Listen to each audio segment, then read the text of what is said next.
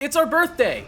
2 years of Starlost Seas, and we're celebrating with a special 8-hour stream on April 29th, starting at noon Eastern. Even though the anniversary is actually on May 3rd, but that's a Wednesday and we have jobs, so shh. But that's not all, because that's never all. We've got new merch for you to have and hold. Disclaimer, not all the merch is huggable and may result in spontaneous combustion. We've got the return of the first anniversaries poster, new clothes, a brand new mug with 2 new designs, and the official map of Starlost that you can put up on your wall. Not only that, but from April 29th to May 6th, everything will be 10% off for anybody who buys something in the store. Or if you're a Ko-fi member of any tier, you'll be able to enjoy the captain's discount of 15% off. This deal will only last a week, so from April 29th to May 6th, make sure to go to starlostdnd.com and get yourself some cool merch. And make sure to join us on April 29th, noon Eastern, for full cast shanties, games with Ko-fi members, and just a general celebration of 2 years of Starlost. We genuinely would not be able to have done this show for 2 years without support from people like you.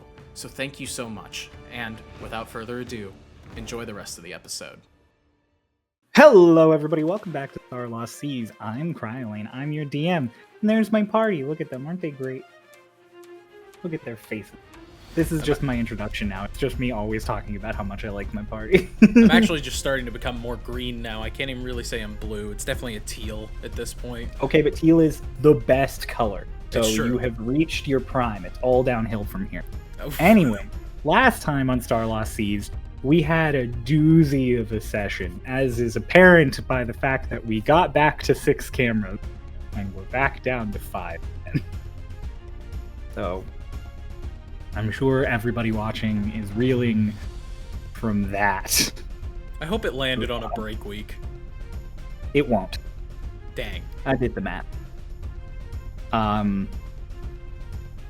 Last time, Starlost Seas, the group had just defeated Starlost Socrates, only for Martin to emerge as the victor of the Battle of the Archmages outside of the cathedral in Eubuea.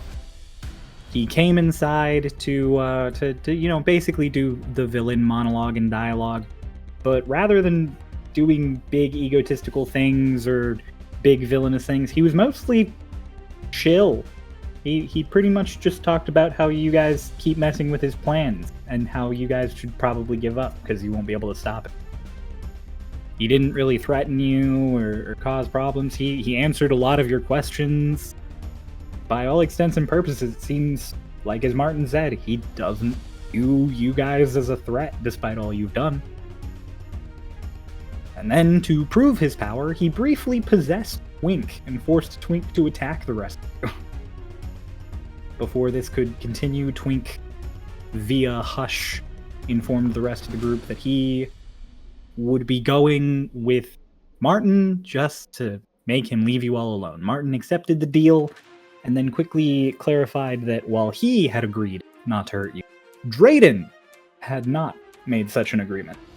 So while Martin left with Twink, the rest of you prepared to engage in combat with the Warlock of Nox.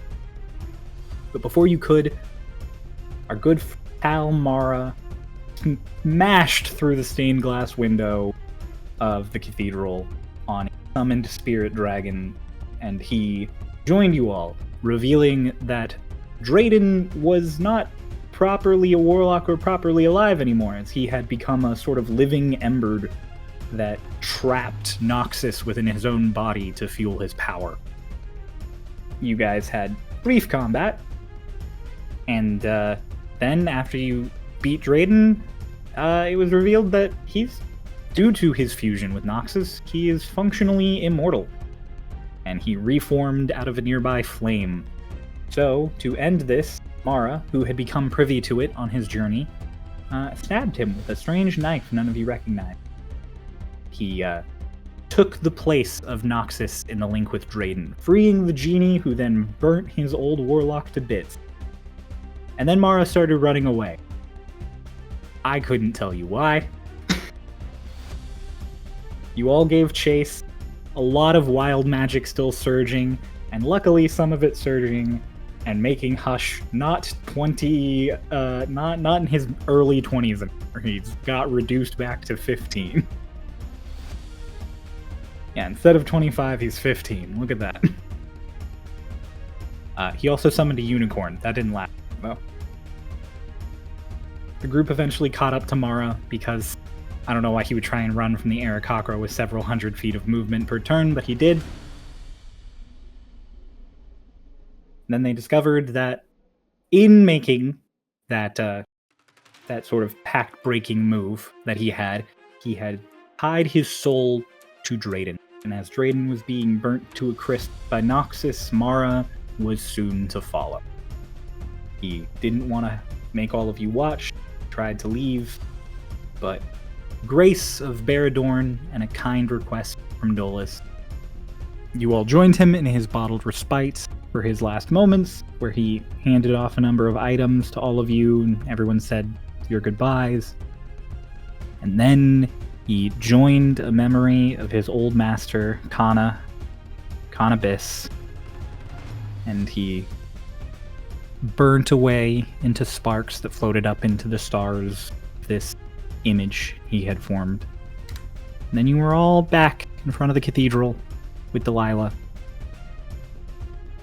We ended the episode after a skip week and showed you all at the coronation, the re-coronation of King Matthias, who declared war on the Empire for their attempted coup. He promised support to his allies, including Twinktania, and he particularly noted you all as the finest. Had you step up on stage, and everyone gave a good cheer for you as Delilah made an after image of Mara so that the crowd could cheer for him as well. We are going to pick up later that afternoon. Coronation had happened in the late morning. Now I'm going to give us a quick rundown. During the week after the coup, sort of melancholy fell over the group and the crew, because no one had expected Mara to return and then to lose him. Alina spent most of her time in the castle library, where she had been given full permission to peruse. She spent her days avoiding her sadness by filling her mind with all sorts of new knowledge. Meanwhile, Lorelei spent her days drinking with various members of the crew, the Royal Guard, and lords. And Eggold returned to the ship, essentially taking the captain's role in managing the crew during this time. Twink spoke a lot with Matthias and Lord Drenus whenever they were both available. Both of them were pretty busy, given the situation. But the status of Ravenloft, while the deed is official, is still up in the air. The council has to be reformed and brought to order, and missing a Lord of Raven's perch, there is now no longer a deciding vote, meaning if council ties on anything in the meanwhile before they get another lord on them, there is no tiebreaker. Matthias has stated that he intends to remain steadfast and hold up the deal he made with Twink, but if his people decide to choose Ravenloft over this honorable agreement, then he has a responsibility to find some sort of middle ground. And while he waits on that decision, Twink has been working on gear for himself and members of the team, while also working on another personal pet project that none of you have really gotten to hear about yet. Dolus planned to spend his time consoling Lotus, but found that she would frequently avoid the discussion and even more often avoid him entirely. With her gone most of the time, he instead also visited the library, researching possession magic. After what he saw Martin do to Twink and what he had previously seen Starloss Kieran do to Alina, he wants to do his best to understand what it is and to make sure it doesn't happen again. He and Alina spent a lot of time talking during these quiet reading sessions, and Dolus has now been taught the material plane game of footsies under the library table. Whenever he wasn't reading, he spent his time in the castle kitchen with the castle's official chef, Dottie, a halfling man who taught him a bunch of new recipes. Also in the library frequently was one of the twins. Hickory and or Doc spent their time split between reading up on magic and dreams or training with the castle guard. Hickory spent her time reading on how the two could probably access powers similar to the Kalashtar abilities that Martin had shown, while Doc practiced more on how to augment his combat with magic.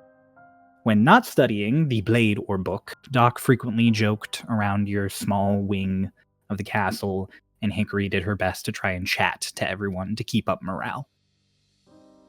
Hush spent most of his time alone, growing accustomed to his newly gained height and size. While he is not as large as he had previously been when he was 25, he is still significantly different in stature than he was just a few days ago, meaning he had to adjust all of his finely honed rogue skills to different shaped limbs and hands.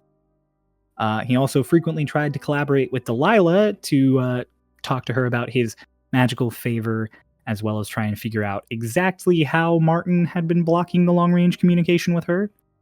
And as expected, even though he was clearly sad, he tried his best to speak with the crew and a very despondent Lotus whenever possible to cheer everyone up. I'm sure you offered many butterscotches to many people.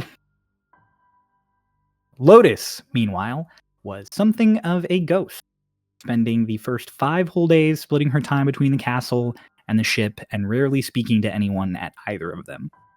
A small Aarakocra flying overhead became something of a regular sight in the city of Fort Dawn, and several people in the city below would cheer or clap, not knowing that she was flying to avoid her thoughts and her worries. And towards the end of the week, Lotus, you asked Kaeda about what had happened while Mara was away. And so, we're going to pick up our session with Kaeda sitting with you on the deck of the ship. It's a bright, sunny afternoon. The sounds of the sea and the docks fill in the background. And it is you and Kaeda sitting there, sort of looking up at the city of Fort Dawn from this kind of caved out sort of bowl hill that runs up until it meets the city proper. Gotta get on my best Cockney accent. Hang on. Oi, bruv. It's called an activation phrase. Yeah, so you're sitting here with Kaeda. You asked her about what had happened, so that first day just went north. Met up with the vampire.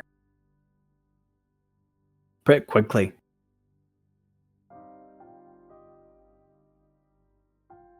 I kind of like him. He's nice. Is he still? Yeah, and like, could kill you away, but he's pretty nice. You guys just left him up there? He said he'd be around. He was with us until we were just outside the city. Oh. Couldn't tell you where he went now. But maybe he'll show up. Mara said he'd talked to a friend of yours in his dreams. And she told him some place to go, so we just sort of followed that instruction. We found this old archway, this big stone gate. Looked like it had been abandoned for centuries. But as soon as Mara walked up to it, it opened into this bridge made of stars. Something called an astral path, apparently. We walked through. Felt like walking 10 feet, but walked out the other side in Estelgron, city of the Star Elves, way up north. Apparently they have loads of those paths all over the place.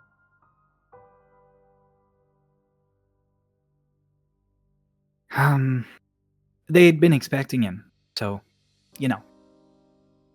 Got the grand old welcome.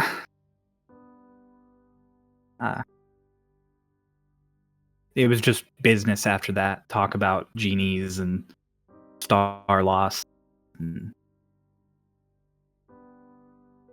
They got the bodies of your Nope. other use up there asked him questions. You're roboting. He's gone. Take a screenshot quick.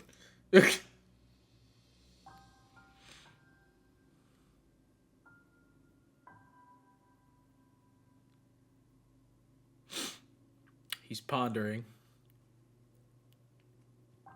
Is my mic making a buzzing noise? No. Not currently. No. No. I don't hear it. I keep buzzing noise, and it won't leave me alone.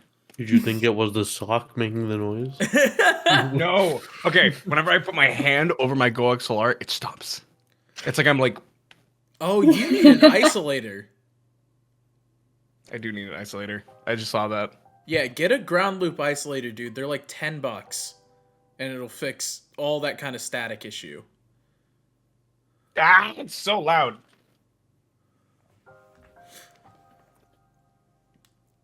So how's everybody doing?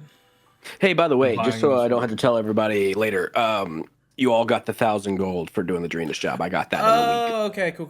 So, I did get that. I just thought it was really funny, like the imagery of, like, you guys hear a static noise? No. How about now? Just lifting a sock up. That was me pulling the sock off of it. Seriously? What about now? You hear it now? No, I was pulling the sock. Shut up! Oh my god, stop buzzing!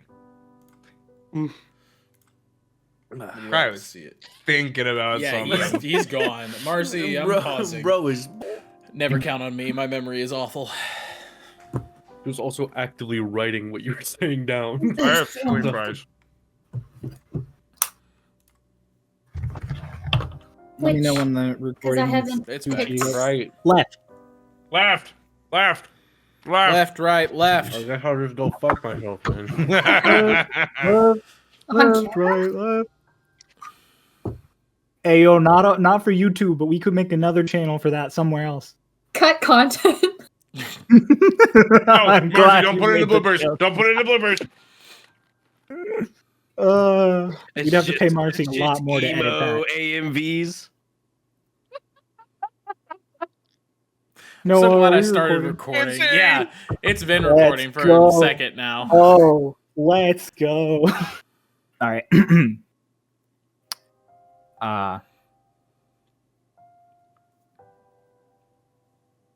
Got the bodies of those other Starloss up there, the other U's. So a lot of questions about that. Mara had a lot of questions about genies. Bird Horn showed up. The fucking talking cat. That was cool. I didn't know you had a talking cat. I knew about the dragons. I didn't know that there was a talking cat. Yeah, we didn't really know about the talking cat until recently. Oh, okay. Glad it wasn't just me. I cuddled with that Ow. cat. You what? I cuddled with that cat one night without realizing that it was a genie. Oh.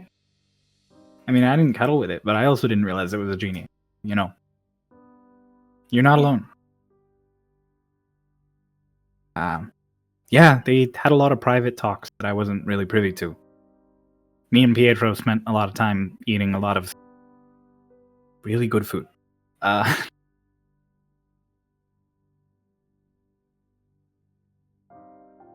Apparently there was something with soul connection and needing to break a tether and not being able to break it and having to replace it, and I don't know at all. He was kind of talked. I think he was trying to be mysterious, but he just sounded stupid. So I think that's what he was going for. Then he said he had a plan, and he had a knife, and that's all he needed. So we hopped back on our horses as soon as we could, headed back down here, and I don't know. There was one elf researcher up there, Melly. She really around him all the time. I think she took a liking to him or something.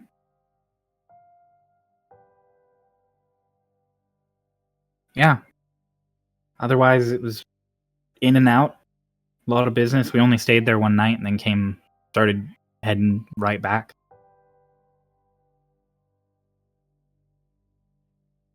You I said don't know. it was City of Star Elves? Yeah. Aren't Star Elves super duper far into the north? Oh yeah, it was fucking freezing there.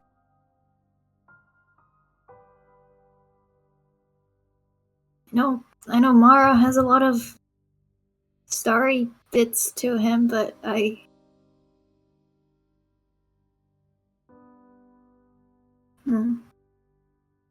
I don't know.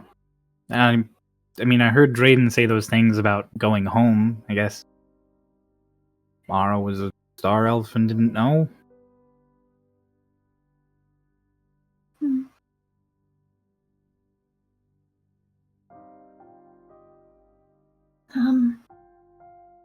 Is there anything else?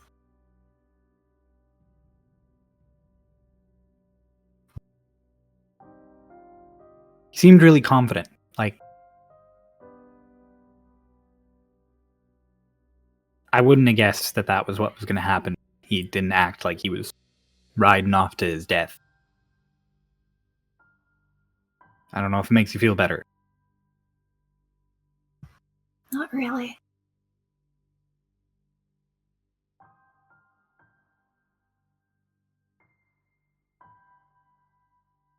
How do you feel about it? You were traveling with him for a bit. Yeah, I was traveling in like 4 days. You can learn a lot. Can't from really people get to know about it. someone in like 4 days. I mean, if you ask the right questions.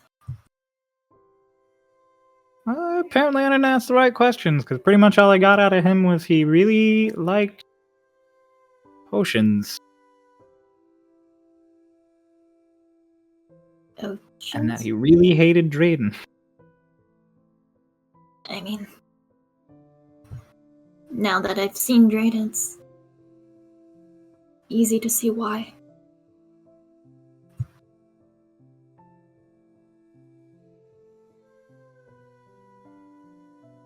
Why I say it, go around whole life, the chip on your shoulder like him, finally having the chance to level the playing field. Probably felt good. Super shitty that that's the way he had to do it, but probably felt good. I just hope he doesn't have any regrets.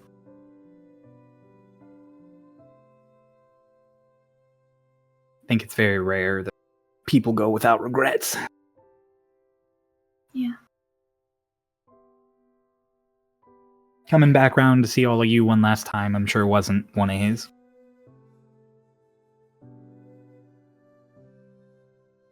There's just so much more I wanted to talk to him about.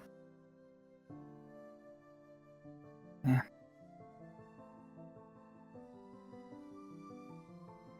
You never know when you're going to lose someone. If you want to talk to someone about something, I guess the best time is right now. What's that one saying where it's like, nothing like the present? No, that's not right. What is this saying? No time like the present? It's a good one.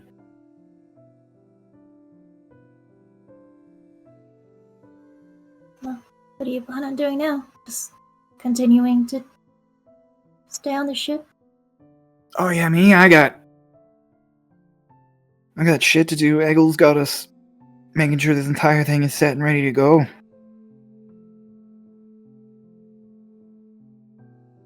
The daft bastard, he's trying to get me to restring half of this shit.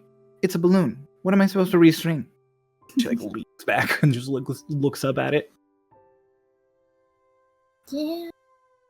Definitely seems a lot harder to manage than a normal ship. But it's like when I said when we first met, if you have any out of reach areas, just let me know. Oh yeah, because I'm gonna ask you to do hard work right now. um, Can an asshole do you take me for? I mean, I'm not allowed to say that word, but I don't think you're mean or anything. I hear I missed girls' night.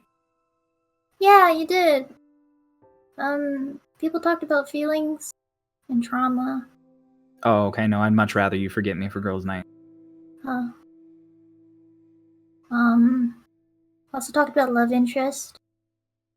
Ooh, maybe not. Yeah, Was the hot captain there? Like leans on the railing. Lorelai, yeah. We invited her. What did she say about love interest?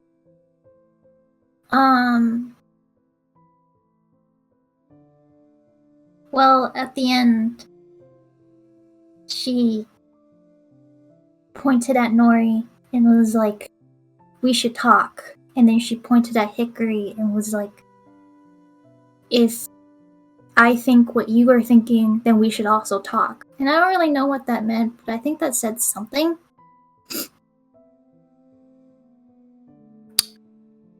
Good to know. Why is it always elves? What is it about red skin that's such a turnoff? Turn off? Not a question for you. Forget about it. I It's don't know. rhetorical. I like your red skin. It's nice. Thank you.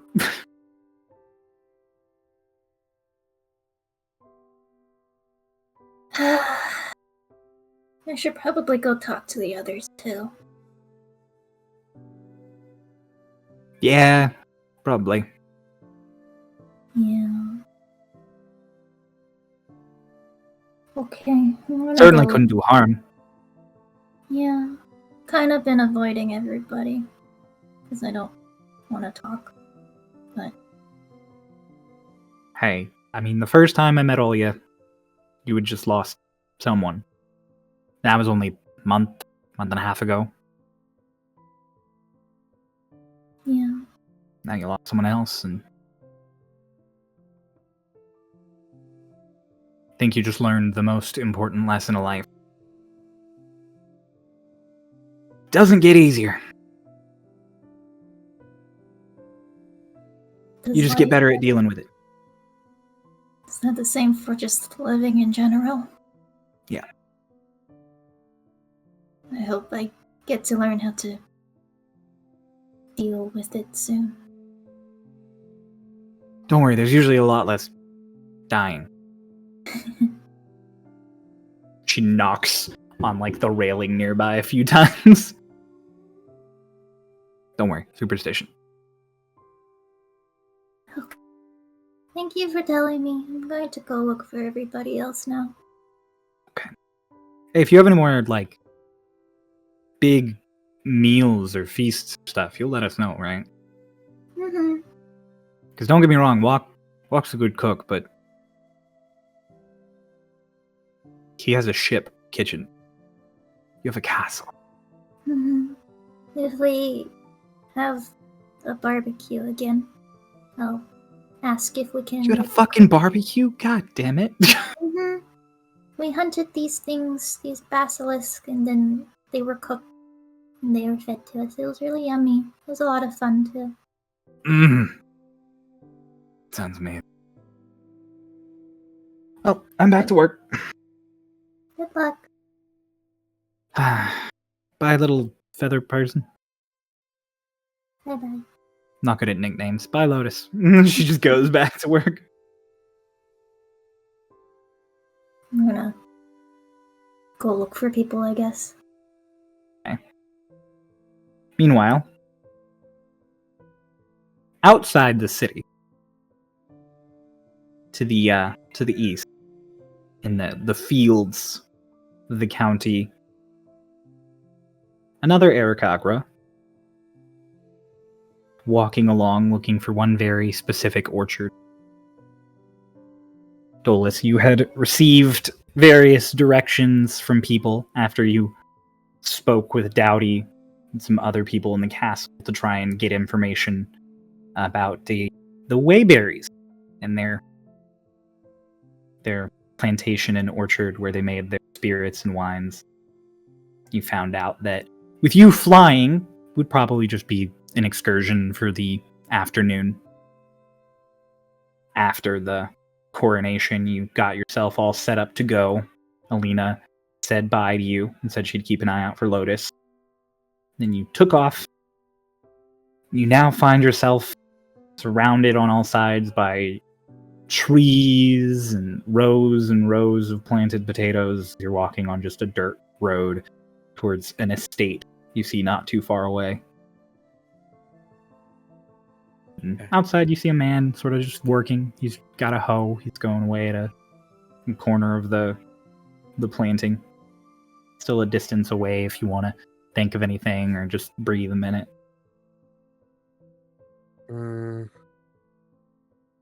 What sort of things are they growing around here? So to one side, you have a bunch of trees that seem to be growing some kind of berry you don't really recognize. To the other side, there are a lot of like root plants that at a glance, you're not totally sure because obviously they're root plants. You think probably a lot of potatoes and beets. I'll pull out the pendant from my bag that I got off of the Wayberries, and I'll just clutch it as I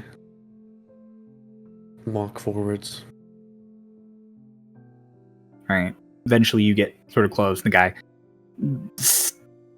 sets his hoe down, wipes his forehead, and he just sort of waves at you, just, hello! Excuse me, are you Owens? Yeah, that's me.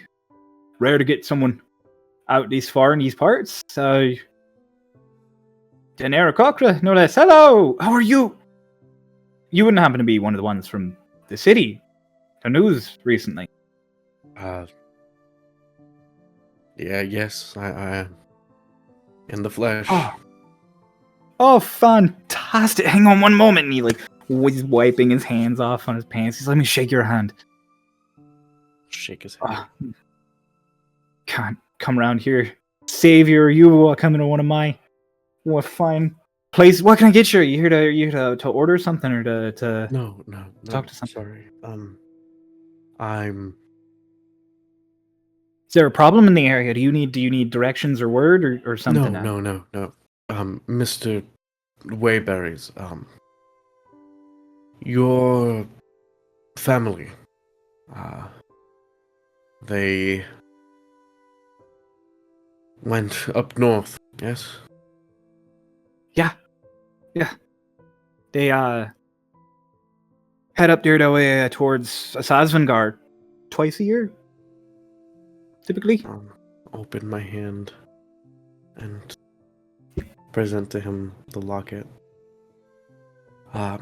Unfortunately, they never made it. We found their carriage crashed on the side of the road. They were all gone when we found them. We buried them properly, and I just thought it better. Thought I'd bring this down to any family to remember them. I'm sorry.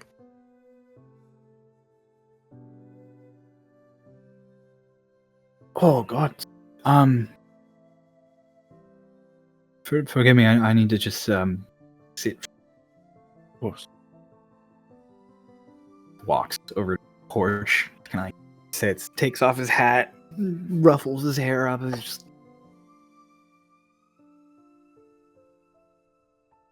I told her all the time that she needed to be more careful on those roads.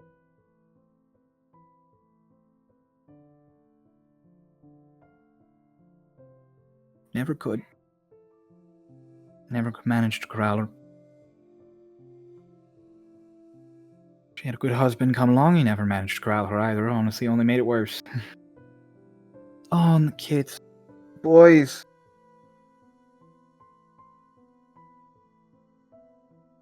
Was it quick, least? All done.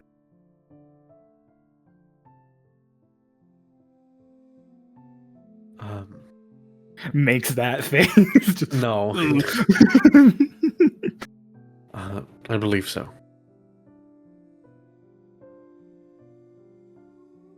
Make a deception check. Fuck's sake, man. For fuck's sake. I should probably have my character sheet open. For fuck's sake. Hey, man. Deception? Mm-hmm. Okay. 14. Okay. The way he looks at you, it's like he wants to ask more. Like he doesn't totally believe you. And then he decides it's better to not know and just sort of nods at you.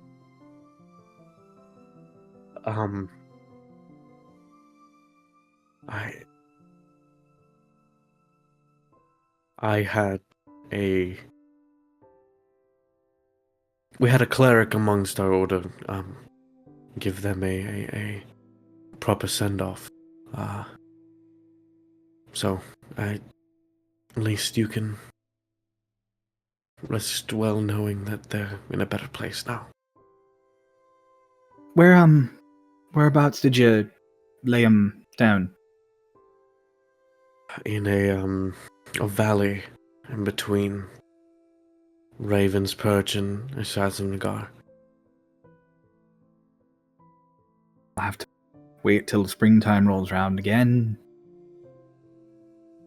Go up, find him. Any markings you could tell me? Built them like a whole tomb magically. Yeah. Do we build a tomb? Well, I mean, not for all of them, but for the girl. She got like a full, stone coffin thing built into the ground. There's a coffin, a stone memorial, and there's a nearby tree that's been knocked over.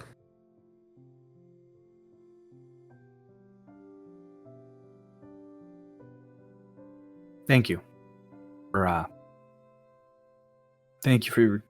all you done for all of us here. Of course. Brought back the king. Brought back family. Folk really are the finest. We try our best to live up to our name. Can I invite you in for a drink or something to snack on? Oh, no worries. I mean, if you came all the way here from the city of Fort Dawn, it's. I mean, I guess I don't know quite how fast you go on them wings, but still pretty fast. Trek. And I open my hand, and just a bread roll appears. I'm like, oh, I'll be all right. Oh, fancy magic. All right. Well, I'll toss it to him. Oh.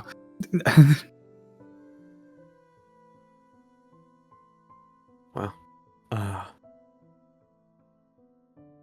if you need anything, I'll put in word for you at Fort Dawn. Support will be given to you in the absence of your family. I'm fine. We have plenty of money saved up. Plenty of good business we do. I'll need to some hands around here to help out, but that's easy enough. I think the only thing I need from you is your name. I didn't catch it. Dolus. I mean, you know mine. So it's good to meet you. It's nice to meet you as well.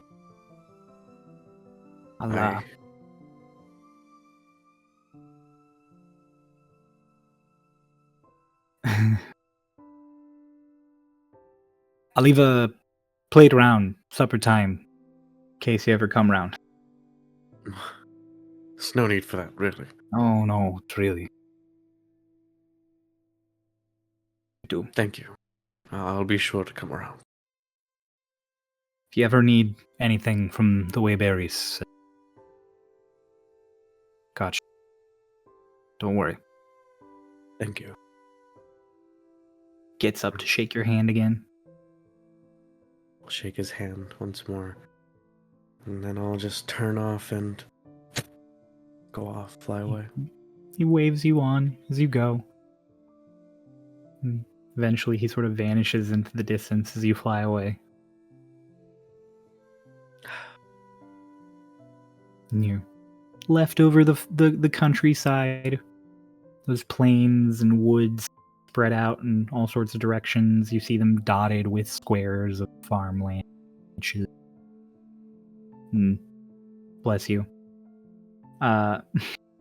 You can see up to the north the hazy bits of Ravenloft on the horizon. And as high up as you fly, you can see the ocean ahead of you as you head toward the city. You just sort of get to sit on that for a minute. Okay. While you're sitting on that, meanwhile... Crap. Oh, what are you doing? I have to be right back. I think my internet's back. I'm gonna go. Okay, go check. I'm gonna go plug in my Ethernet cord. It's a good thing I was going to Twink next. Hi, Twink. I just want to let you know. Yeah. Twink!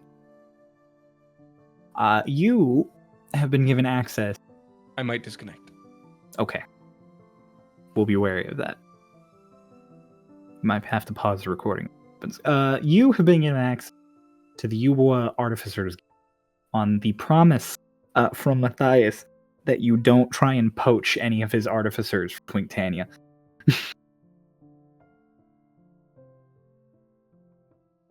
I didn't do that before.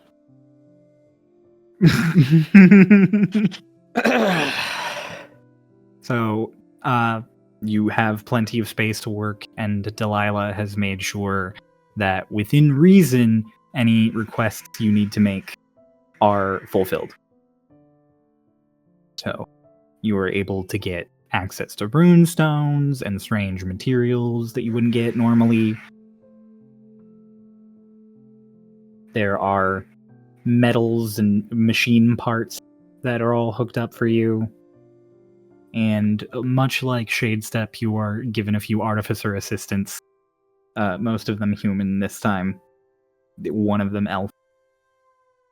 And you have basically free reign to work on some things. I know for a fact, after you and Ray talked to me about it, that you do some upgrades for Kyle. I apologize. Calamity's Edge. Thank you. That's going to take you a day. Maybe a little longer than a day, because you have to wait for materials to come in. And then you upgrade your own gear, polish off some of the work you did for the pet, and you are left with plenty of time to work on your personal pet project, which you're pretty sure you have a good idea of the general shape and requirement. But Delilah said she'll get back to you with research on any specific for what she would have to provide. Beyond that, you are given reign of the castle much like anyone else. So if there's anything specific right now you'd like to be doing, Matthias is definitely busy in meetings. Despite the fact that there are literally 13 of her, you guys have seen Delilah maybe 2 or 3 times in the entire week, not counting the coronation, where she pops in briefly, talks to you all for about a minute, and then literally just teleports away. Are there still 13 of her, or are there only 12 of her now? There were 14. There are now 13. Okay. I definitely would have finished Petron's arm during this week. So that is a thing that I will be doing. Okay. If you'd like, we could just be doing that now. You could be fitting Petron for his arm. Exactly. Right. Yes, that's perfect. You read my mind, Cryo. You're such a good DM. Oh my god. Petron has met you at the Artificers Guild.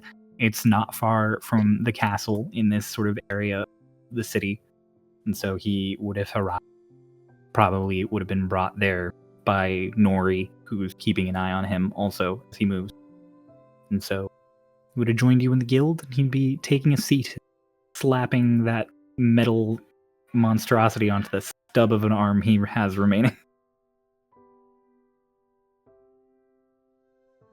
All right.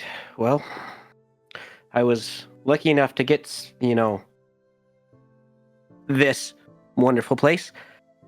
I was able to do a little upgrade for you before it was all done with. Can I move it?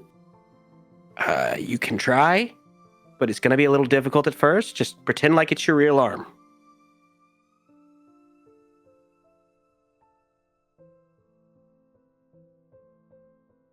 I smack him in the face in the middle of it. Oh! Wait, why'd you use that arm? God! Oh, look! Yeah, God. Oh, hey. Nice. You have a nasty left hook. So, how does it feel? He smacks you in the face with the metal arm. Oh! Ooh. Remember, I can take that from you. Ah. You asked how it felt. Felt pretty good.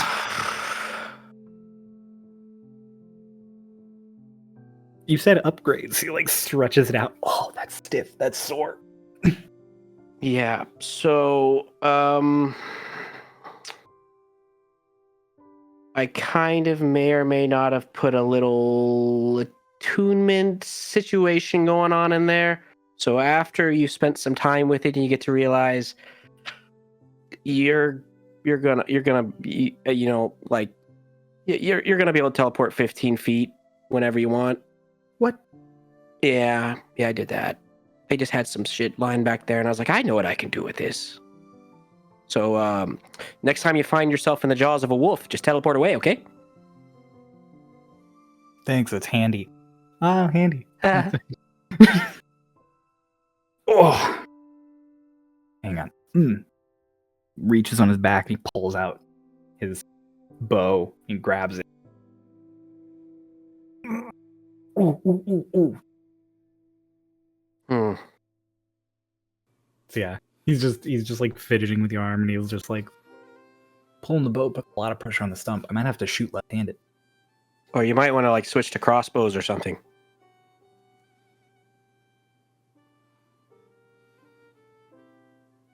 Crossbow. How I don't know what you just said because you definitely cut out. How uncivilized.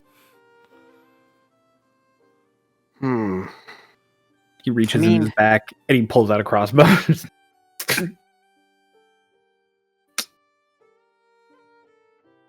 Ooh, do you think it could get built into the arm? Like, I'm not going to ask for that right now. Obviously, you just did a bunch of work, and I'm not going to be like, hey, can you add this new thing? But, like, do you think there's enough space to, like, put a crossbow in the arm? Like, how you just make the arm a crossbow? But I still need a hand. Right, and then it would just be a hand when you want it to be a hand. Oh, it would be a crossbow when you want it to be a crossbow. Okay.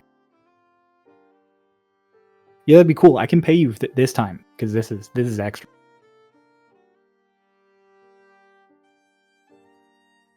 Yeah, we can do that. Okay, sick. How you doing, Twink? Pretty good. Yeah? You don't have any things you want to talk about or stuff you want to get off your chest? What do you think I want to talk about, Petron?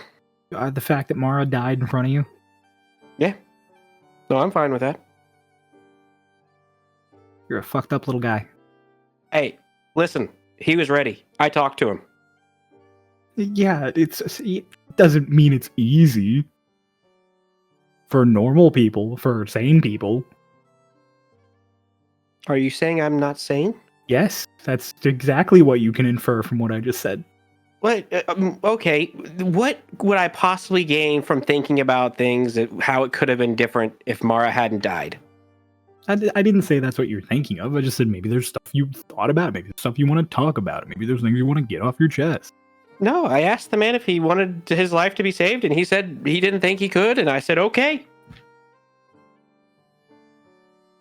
You're not going to miss him? You're not going to... Of course I am. That's what I thought you might want to talk about. Maybe Why? vent a That little. doesn't change anything. Me telling you doesn't change anything. I don't know why I try. I don't know why people have feelings. It doesn't make sense to me. I believe that. Like I can miss someone without having to tell everyone I'm gonna miss someone. Like there's this communication thing where people want to tell everybody about how they're feeling. You're one of a kind, Twink. Well, yeah, obviously. What about all the other shit that happened that wasn't Mara dying? Like, What other shit?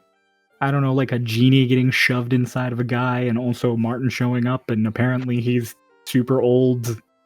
Yeah, the Martin thing, not super surprising. Kind of had a hunch. The other thing, what, a genie got shoved inside a dude? Yeah. Oh, wasn't there for that. Oh, okay. Cool.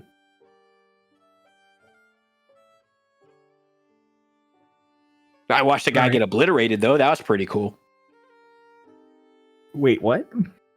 Yeah, no, it was like a giant, like, just ray of destruction. That fucking laser beam that shot off into the distance? Yeah. What, that you were there for that? Yeah, it you were hit there for Martin. It was Martin. No, it hit Martin. Oh shit. Who? It was the crazy elf lady, wasn't it? Ah. Yeah, well, that makes sense. Yeah, I gotta know how to do that. Well, I thought the Westwood elves were secretive, and then I heard about Delilah, and now I think that we're pretty open, actually. Oh. Wait, you guys are secretive? You were some of the first people let into the woods for generations. Yeah, and it was like super easy to get in too. I mean, the council considered arresting you, and like, you know, remember there was that whole discussion about like whether you had brought war to our borders and were a problem. But then we went with a person to your like old city and learned all about that too. I mean, we were just shown all these things about the Westwood. Yeah, Arlashna kind of gives a free pass to do most things. We literally all call her Granny. None of us are going to tell her no. Yeah. Also, and I mean, we didn't know this, but now we know it. Also, she's an archfey, so we're really not going to say no. Oh, by the way, she told me there was someone here she wanted me to look for. And I don't know whether you might have some interest too, but said she was friends with you and Socrates. Oh my god, Fina! I forgot about Fina! Socks died and my arm got bit off and the war happened and Sanctuary blew up and I forgot about Fina. I mean, we have connections here. We might be able to. Yeah, I should find Fina. Yeah, no, I should totally do that. Okay. I haven't seen Fina in 50 years. Told Arlashna I would help, so I will help. I haven't seen Fina. Oh god, long time. Apparently she's getting married. So, you know, that'd be good. Be good to talk to her. Socks used to have a huge crush on her. Big thing. They were like on and off for a bit. So are we gonna go find her or? Yeah, sure. I mean, am I good? This isn't gonna fall off? Is it gonna fall? No. It's a valid question. Okay, then yeah. The fact you just asked me that is an insult. Well, I didn't know if you had finished putting it all the way on. I wouldn't let you move it. He's just putting his shirt back on. He's like, God.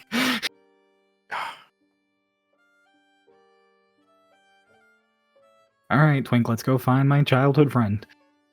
I wonder where we should start. She's an ambassador. Probably an embassy somewhere. Yeah, probably. Would have been good to know.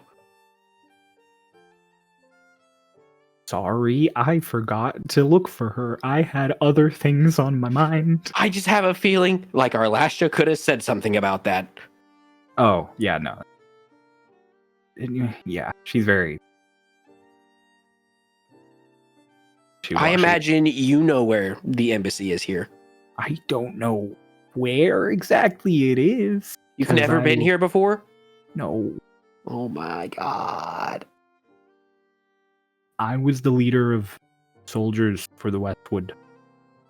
Yes, Stayed in but the you Westwood. went to Shade Step with Illis. I imagine you had been here at some point. Well, no, Illis was a special occasion. Normally, missionaries and ambassadors just go out on their own. They don't have people who go with them. Illis was special because she was a council member who was going out. I haven't left the Westwood before that since my mission. Alright, where's the fucking head of this guild at? And so you guys go about the process of finding out where the Westwood embassy is. And meanwhile, yet again, Hush. Hush, what are you up to at this time?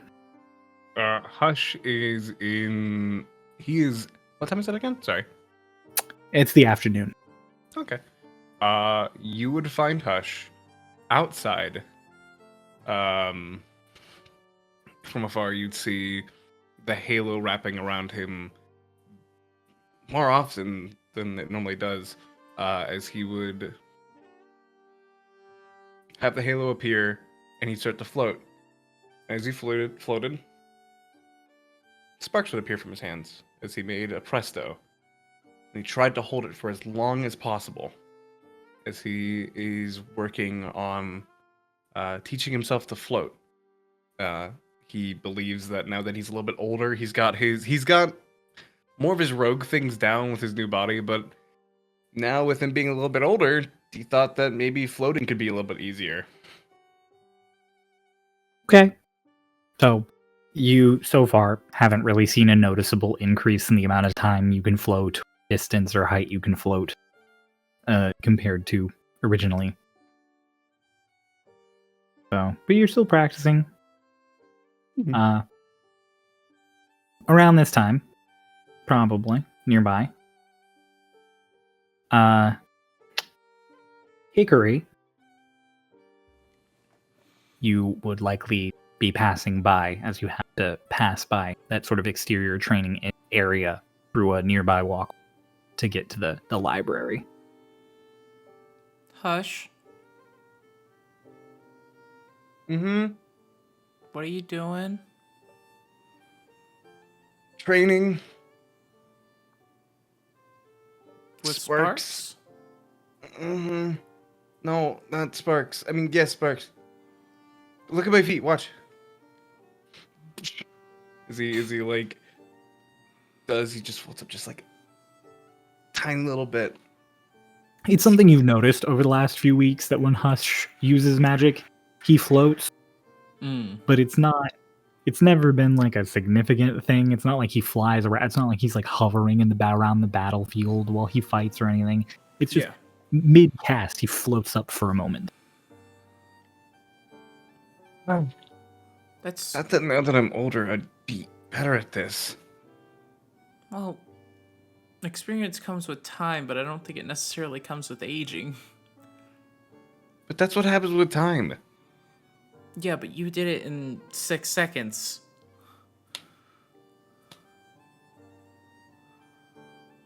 Yeah, I don't know. I'm older, so I thought I'd be better at this. I don't know time. I mean, practice will help, but you can't just say because you're older you're gonna get better at things. Except being older. I'm already old. You got me there. I just gotta get used to it. Yeah. How have you been? You know, it's not easy. Mara was a good person, and I can't help but feel a little bad. I was there, but I wasn't. I saw everything, but I wasn't there. And, You were there. Yeah.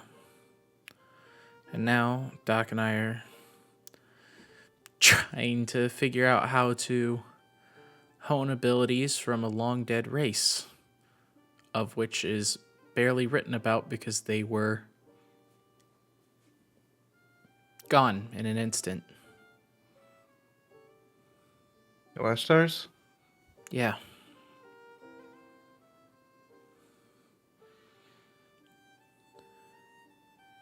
And if we at least understood it a little bit, then maybe we would know how Martin is basically just piloting whatever Martin was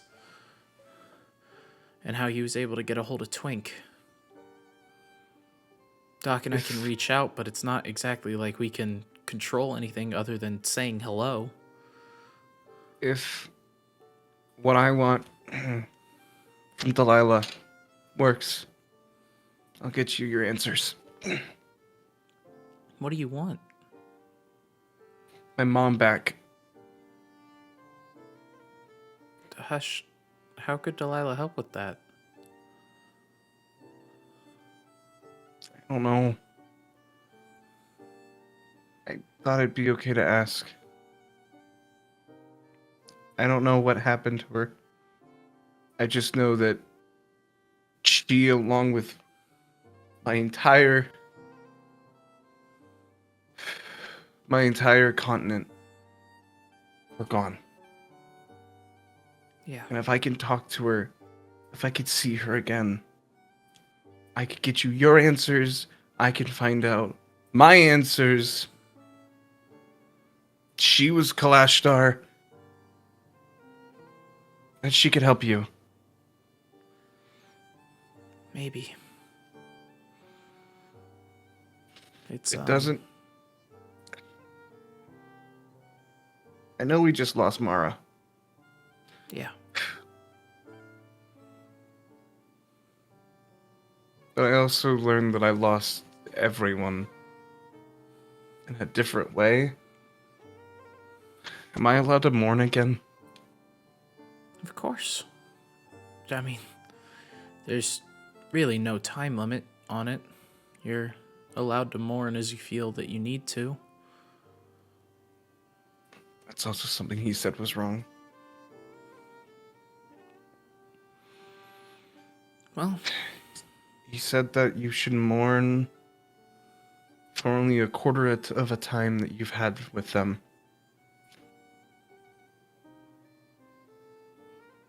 those are arbitrary rules that don't apply to everybody, Hush.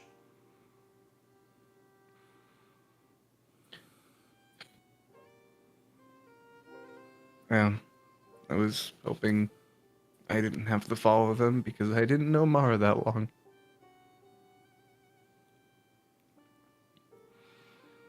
I guess in retrospect I didn't either, but he was still one of us. Still tried his best. And at the end of the day, he did what he thought was right. Now only we can try to do the same. Yeah. That's me. Me coughing now, Hush.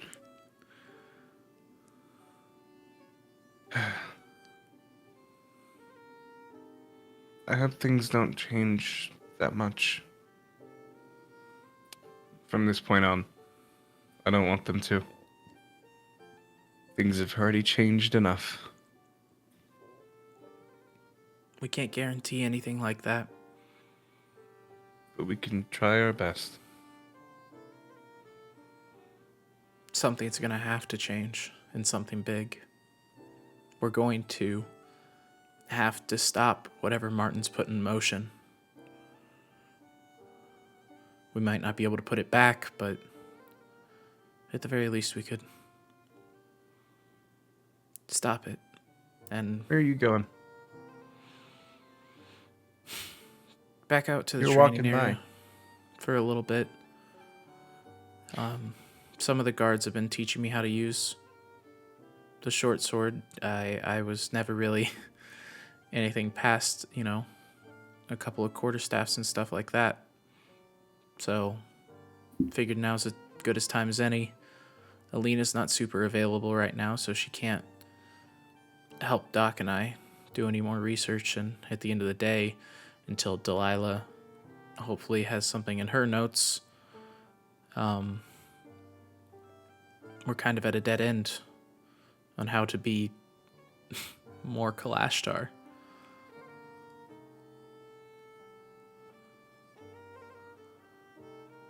So I might as well get good at something. You're not Doc. I would ask. I'm sure this would mean more to him, but... Do you want to spar? Sure. And she summons the moment in her left hand. Grabs both of them. You're not gonna make me do hand to hand, right? You're not gonna make me punch you. No. I kind of have to learn how to use this, so... Right. Hope you don't mind if I use these. He has both of his psychic daggers out. She just kind of twirls the sword, and she's like, just listen if anybody says yield. Oh, but you're Kalashtar. And? This doesn't hurt you as much. It didn't hurt my mom as much. What can you do? Man, Crow reminding me that I have psychic resistance. I also have psychic resistance. Let's go. All right, you guys begin to spar. Play rollies. Wait. I need my dice. 18. I have a solid feeling I'm not winning this one. Oh my fucking god. Yeah, That's a dice plus 19! By Let's one! go. This is a very close spar. You both draw the attention of several guards nearby, who begin just watching as you're going back and forth with each other for a solid bit. They have mostly been training with Doc. Like, they've trained with Hickory on and off, but they're still kind of wrapping their head around the 2 people, 1 body thing. As people do. So they're all very interested to watch Hickory finally properly at work in a spar. And they've pretty much only seen Hush cast sparkles and float several inches off the ground. So the 2 of you going at it, it draws a decent crowd, like a dozen or so people. And Hush, you're very confident in this spar as you're going on. You're hardcore. Like, I've got this. I completely understand the new body. I've got this. And at one point, you go to make a stab, and you overextend by like 2 inches. And it's a perfect way for Hickory to just get in, and with the blunt handle wraparound of the moment, cracks you right where like the armpit meets the ribs. Okay. And you are windy. Okay, I don't know the new body all that well. Sorry, that seemed a little rougher than I meant to. You're still getting used to that. No, it's okay. Don't apologize. I'm a big boy now. Okay. I'm good. I'm I'm a big kid now. She like kind of like helps you stay stable because she knows she just hit the shit out of you. Yeah, 26-year-old just smacked the 15-year-old. Yeah. Okay, I'm good. You're good. We're good. Around the time that you are stabilizing Hush, there's a whoosh and a shadow overhead. As 14. Dolus comes in to land. Oh, okay. Hey. What are you 2 doing? Hush wanted to spar and help me get used to the moment some more. And I totally won. Mm-hmm. I saw. I totally would have won if my body wasn't new. That's a fair point. You put up a good fight from what I could see. I put a hand on his head. Next time, if I'm allowed to use spells. I don't know if any of us will win if you start using spells. We both can use spells. I've seen you blow a hole in a troll.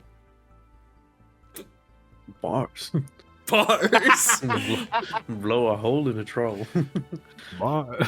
I never expected to hear you show. say bars in the duelist. Bars? I mean, with your help. Still, you guys are good at magic. I'm not. No, Delilah. I like to think I'm better at magic than I am sparring. I mean, none of us are really anything like Delilah. That's why we're all here, isn't it? Suppose so. There's more reasons why we're here, but Well, don't right. cut yourself short. I'm sure Delilah was like us at one point. A very long time ago, by the sounds of it.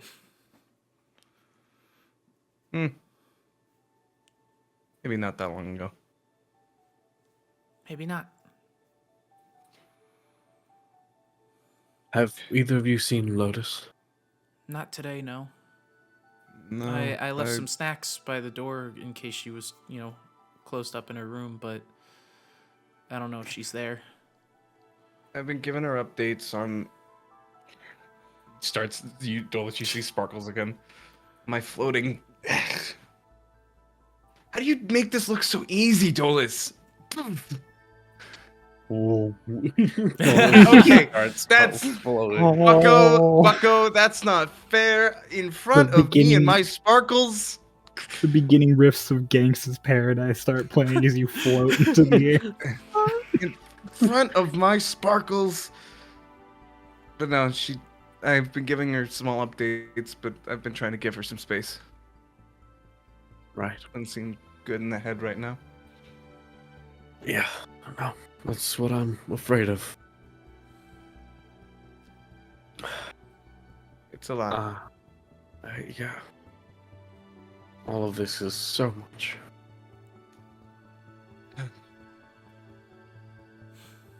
You had to grow up fast, right? In more ways than one, yeah. I feel like this is one of these moments for everyone. Me, literally.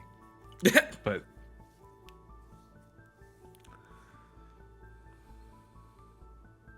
I Yeah. don't think she's doing things out of character, but I'm sure there's something she needs. There's definitely something she needs. Unfortunately, I don't know that I can give her that right now. Doesn't seem like whatever she needs is something that I'm offering as her brother. So, It could be that what she needs is just the room to figure it out on her own. You're always there for her. She's got a good developing brain. yeah. You're a good brother. I'm trying my best to make up You're for giving her lost what time. she wants. She's getting what she wants right now, and that's some time to think and cope and understand. I think that's something we all need right now. Right. Tell us while you're here. Am I doing this right? What are you doing? Look under my feet. Is there like a feeding? Like, do my feet need to be together? Can I open your feet? Is it the stance? Is it It's not about a stance. It's not about positioning of your feet. It's all about your breathing. It's all about feeling the air around you and being one with the current. Pulls off his scarf, wraps it around his arm. lets the gills out. I'm not sure if those are going to help you with the air currents, but You said it's about breathing. If you had extra right. nostrils, you let them out, wouldn't you? I mean, I can have extra nostrils. I forgot you can just do that. I try to forget. Take extra nostrils. I dare you. Double dog dare you. I refuse. That would be extremely painful. Oh, okay. I was gonna call you a chicken, but if it hurts. Right. Hush, you try again, and you see no further success.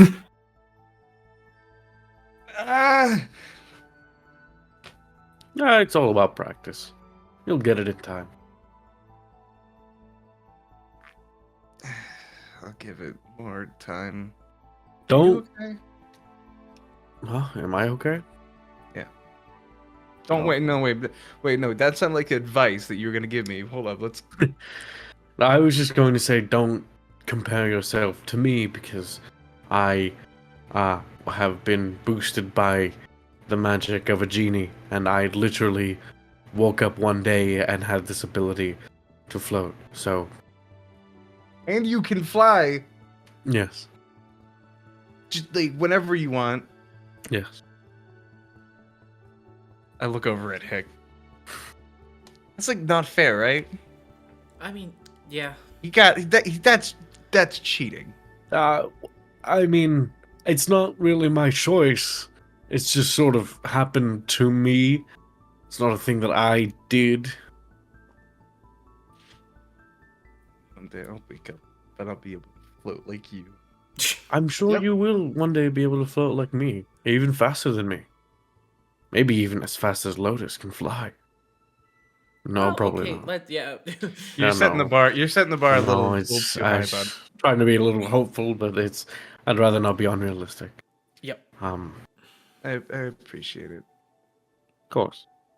And I'm okay. I went and gave the pendant to the Wayberry. Owen's Wayberries. Is that the relative? Yeah. He's doing all right. How do you take the news? I mean, as well. I mean, he seemed relatively put together at the time, but might have been just trying to put on a brave face. I mean, it can't be easy. I can't imagine he'd be taking it well, losing his family like that so suddenly. But yeah, he needs time. He needs time and wisdom to get through it. Of course. If it comes from himself, if it comes from somebody else. It'll be okay. So, meanwhile, Lotus, you arrive on a balcony outside the little wing that you guys have been staying in at the castle. The guards, as you flew over, briefly lifted their muskets, realized it was you, and then lowered them again, having sort of grown accustomed to you. You land at a door that opens into the room you and Dolus have been sharing for the last few days. I check for snacks. Well, as you walk in, big lavish room, big 4-poster bed, just huge, like bear rugs, the whole 9 yards. The rooms you guys have been staying in are akin to nothing you've ever been in before. It makes the guest home you just spent a lot of time at look like poverty. It's a literal castle. It's all gorgeous stonework and beautiful mahogany walls, crown molding, the whole 9 yards. And as you open the door to check for snacks, sure enough, on a little table next to your door, there's a platter of definitely warm snacks. We've been resting there for several hours. You'll take the snack. Okay. All the rooms you're in all converge, sort of wrap around this one sort of mingling space in the center, sort of like a living room / ballroom kind of thing. It's way too big to just be a living room, but it's just got couches and sitting areas. It's got a big grand piano, huge fireplace. There's a bunch of various like animal heads up here and there on the walls. And it is currently empty. Just you.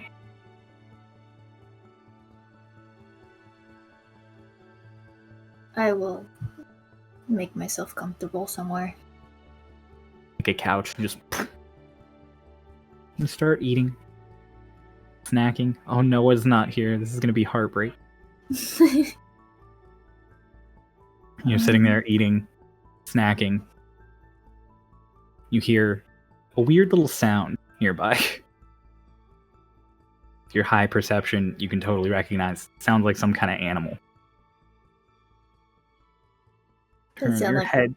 one of the animals that I would... It does not sound like anything you've ever encountered, no. Oh, okay. It's the unicorn! He's back! Gareth! It's Petrie, that fucking thing. I kind of look around. You look around, you like turn towards the sound, sitting in like an open doorway that heads out into one of the hallways. No taller than your shin is this little green ruffled creature with just tangles of knotted messy hair and like the ugliest little face you've ever seen. Just sitting there like What a weird fucking cat outside. Is this what I think it It's a is? weird fucking Just cat kind outside. of...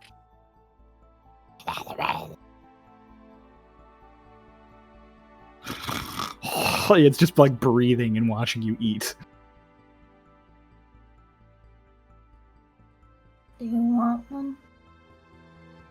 It just like walks over. It walks over. It's on all fours, but it kind of waddles as it moves. Comes over, like comes around the corner. You're holding the food out to it. It looks up at you. Its eyes are like not facing the same direction at any point. You're reaching out your hands to it slowly. It's leaning in, and all of a sudden from the doorway you just hear, "Don't do that!" You put your hand back. Put your hand back. And then you turn. It's Matthias. He's like, "Back away slowly. Put food on the ground and back away slowly." Okay. Kind of put the food there and just kind of start moving backwards. You start scooting away. This thing, like, one eye watches you leave as you just scoot away. And then you watch both eyes just focus on the food. And then this mouth opens up. And for a second, you just see rows and rows of teeth. And it just, the food. And just, bleh. Oh, Never feed by hand. what is it? It's Gunch. Is what? He's Gunch. We call Gunch. I can't believe Noah's not here for this. I cannot Instead of believe just so Noah is fucking not I know, here. he'd be losing his fucking mind right now. Keep It's going. okay. Let the They'll have scene to- end they'll have before to- he comes No, back. we have to. Yeah, they'd have to end before he comes back. Hurry up. He's Gunch. Oh. Hi, Matthias. Why Hello. is this thing here? I do not know. Well, it's been here longer than me. One day, my father come home, excursion away. Strange green creature appear. Been here ever since. We try to get rid of it. Very bloody day in Eubuean history. So we let it stay. Oh. If both And- eyes of Gunch ever look at you, run. Run and do not stop. Okay, well. That's nice Oh, they just to like know. walk. Even Matthias like steps out of the way as it walks past him into the hallway. Delilah tried one time to dispel Gunch, thinking maybe it's some evil creature. Very bloody day in Eubuean history.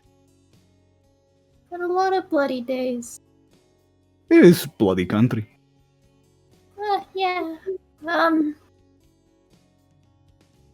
Okay, I'm gonna Kind of goes back to eating her snacks.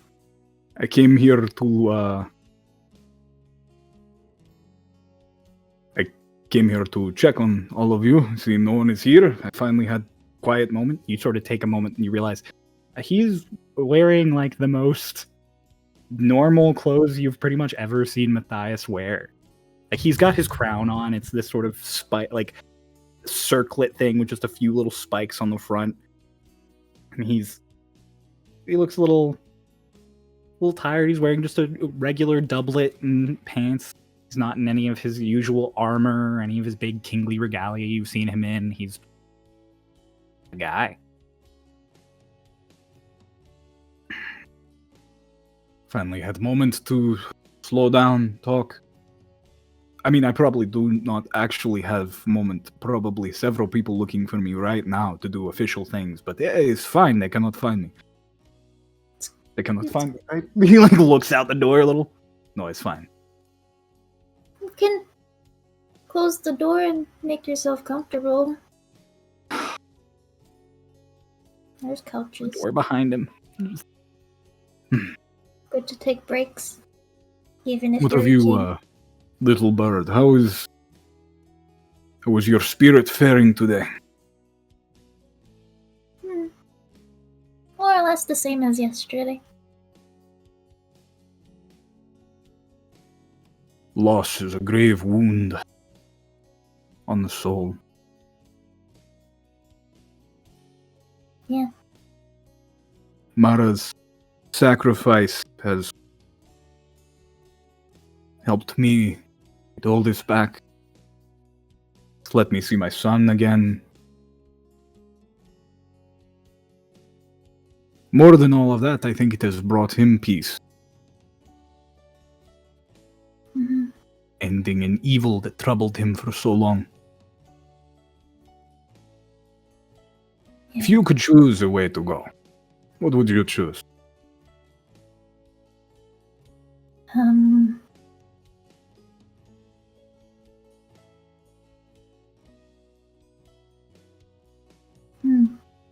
Never really thought about that.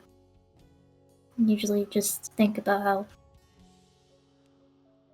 everybody else might die or how I'll die from old age, because Aircrockers don't live very long. Well, maybe you should look at death different way. It is normal part of is only normal part of life. Even small babes who are born are destined to die. All of us shall. The eternal equalizer. The one thing that everybody shares in common. Exactly. You remember what I tell you. They socks goes. If he was a good man, he died well. Eubuean proverb. Yeah. I think Mara died well. He was a good man. And he chose. He chose ending he wanted. Almost no one gets to do that.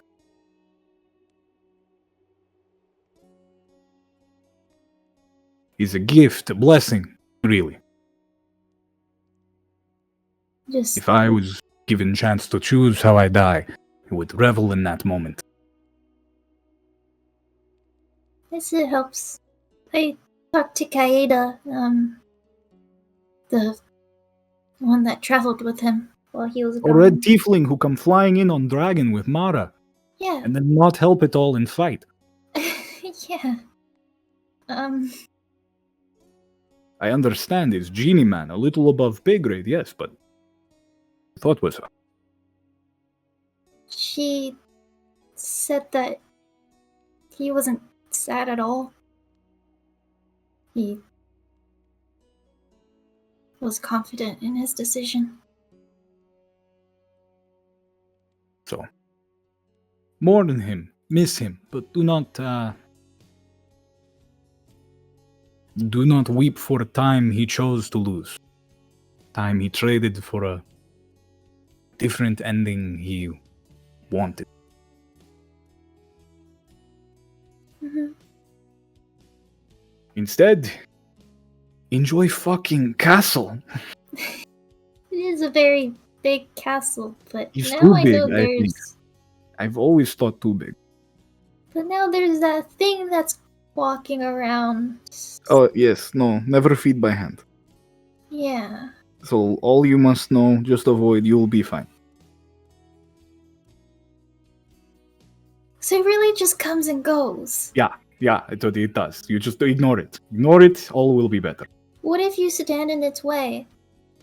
Do not. Very bloody day in Eubuean. Okay. Okay. Have you ever tried, like, putting This on... rule also applied to Delilah. That's kind Do of not stand in way. weird. It's kind of weird comparing that little thing to Delilah. Both are dark creatures who could end everyone in this castle with thought. But choose not to and instead live here. And just take snacks from people and walk away. Okay. He's just like Delilah. Does Delilah take snacks from people? Delilah take happiness from people.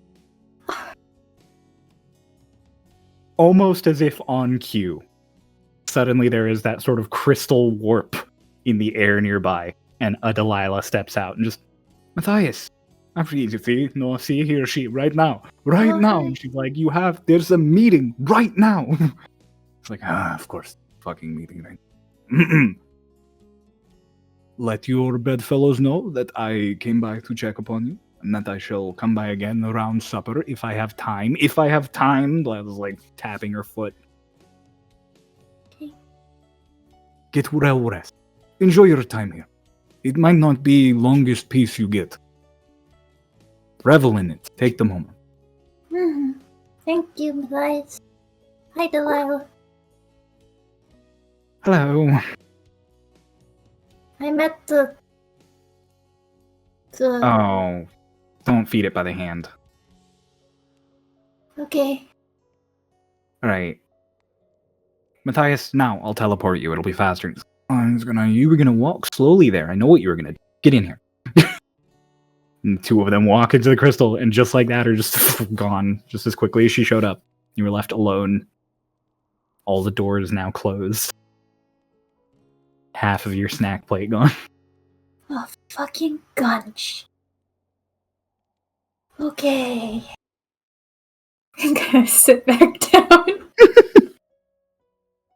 Meanwhile, yet again, Twink, you and Petrin learned the location of the various embassies, also not far from the castle. So you've made your way,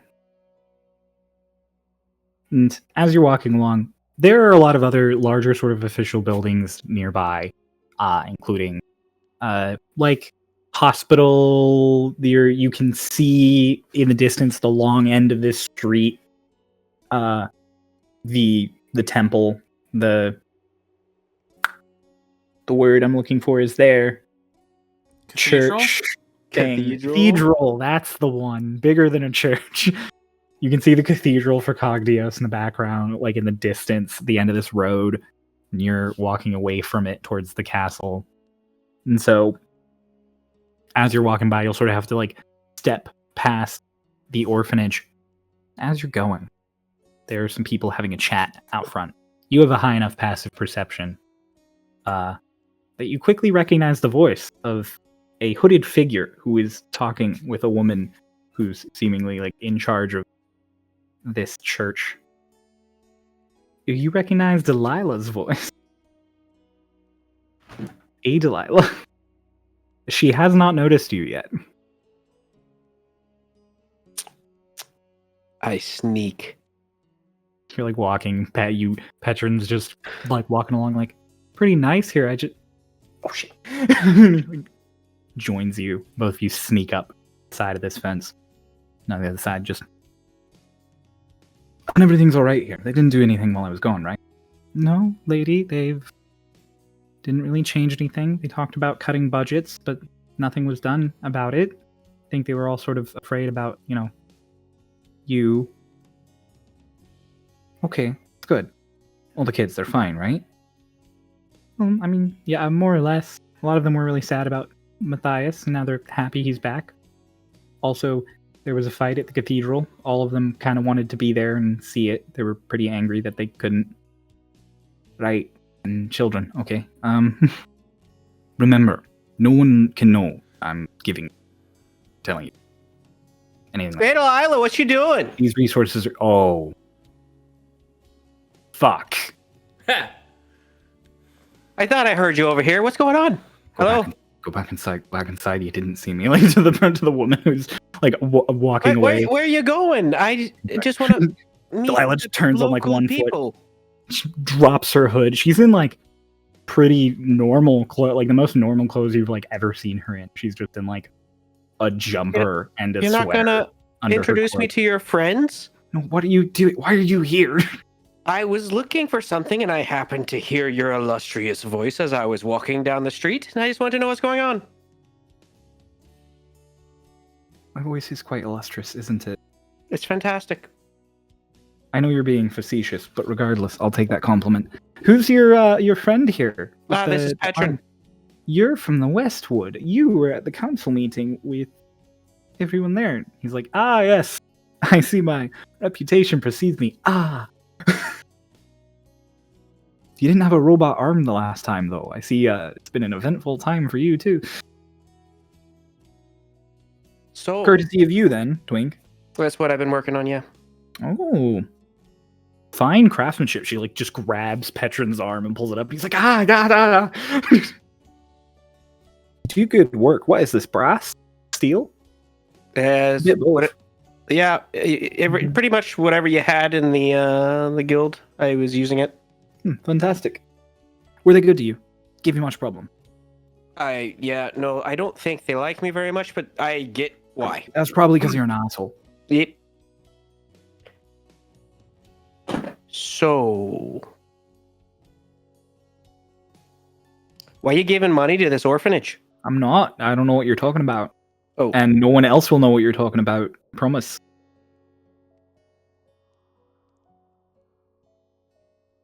Right? So, I will wipe your brain back to when you were a toddler. So weird we meeting you on the street like this. Yeah. Definitely. It'd be a shame if you left and I went inside and talked to those people. Don't do that. Don't you dare. So, is it wrong for me to care about the future of Eubuean's disenfranchised youth? I just want to hear you say it. Because I know it hurts you to say it. Fucking, I hate you so much. I hate you so much. She's like muttering under her breath. But why you gotta do it? It just doesn't make sense. Well, you don't want people knowing you have feelings. You don't. You boy, don't you shut the fuck up. I don't have feelings. I don't, especially not. It's an Ardlin down here. I don't have gooey. Well, because Ardlin's even worse at talking to people than I am. Yeah, that's fair, but I mean, she's really nice. I love her to death, obviously, but she's just really not a people. I'm an asshole. You're not a people person either. Well, but I can talk to people. Ardlin, like, kind of locks up, and then anything she says sounds threatening. We had a great conversation. Okay. And was most of it in a monotone? Like 3 to 5 words? I mean, I learned a lot about you from her. I'm not saying it's bad. I think it's lovely. I think it's fantastic. I just know most people find it off-putting. So, And she's like a 5'10", like scary danger lady coming down to talk to orphans. Whereas I seem dainty and pleasant. No, you don't. Alright, fuck you too. So, do you think you could help us find the embassy for the Westwood? Where 2 doors down, the wooden marble one. Oh, wooden marble one. Okay. And you're not gonna tell anybody about this, right? Because if you do, I can raise your entire tiny little island down to nothing. So, are you really gonna make me say it before you leave? Yeah. I donate half of my salary every year to the orphanage because I want the kids to grow up better than I and Ardley. Now, was that so hard to do? Yes. Yes, it was. It was very hard. That's why I don't tell people. But, like, why not? People might actually think you would be approachable if you did something like that. I don't want to be approachable. I want to be a terrifying archmage who everyone fears. Oh, that's hard to do when you're supporting the children. You know, I could always do it in your stead. You remember what I did to Martin, like, 6 days ago? Yeah, I don't know. What about it? Leave. So is that a no? You see her hand just start to glow slowly. Veteran, I heard that it's 2 doors down. It's a marble door. You turn, he's gone. He's gone. He is walking away already. Bastard. I told you she scares me. God. I need better company. Less pansies. Goodbye, Delilah, that I didn't see in front of this orphanage talking to the orphanage people. A bunch of, like, citizens are turning and looking, and she's just like, gonna do it. I'm gonna blow up your... I'm gonna end Twingtania before it even begins. She, like, turns and vanishes into another, like, crystal prism.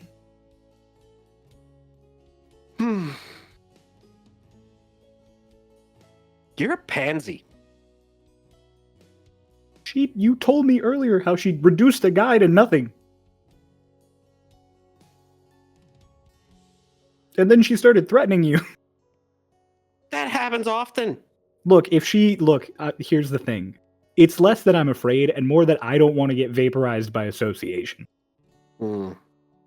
If she vaporizes me for something I do, I'll take it head on. Just remember, if I die, the arm stops working. Does it? Yeah. I feel like you're lying to me. I mean, that's up to you to determine, I guess. That's... On one hand, I think you're such a good craftsman that you would never put such an obvious error into the things you build. On the other hand, you're kind of an egotistic narcissist. So you might put it in there just for the sake of none of your stuff working after you die. And I don't know which I think more.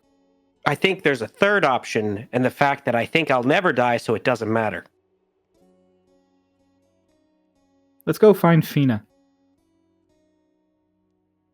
You guys walk 2 doors down where there is this lovely marble and wood building that seems to be made of, like, trees grown in adjacent corners. Like, these marble walls sort of wrap around it.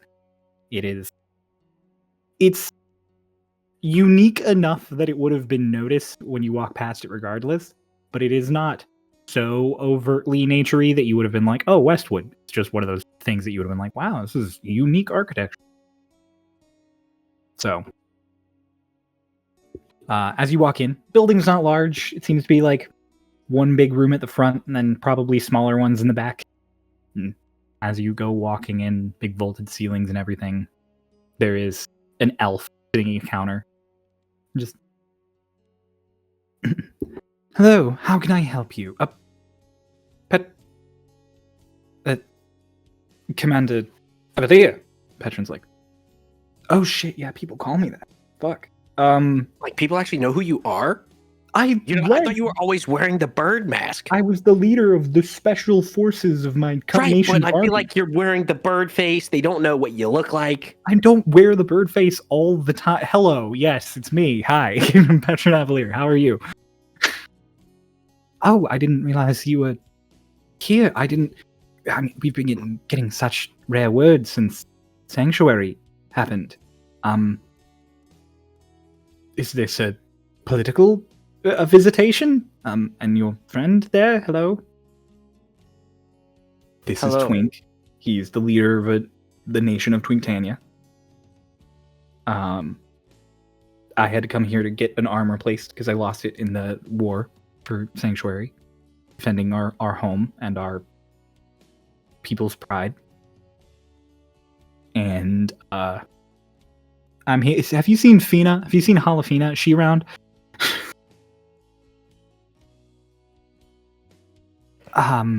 Lady Halafina has been out of town since coronation.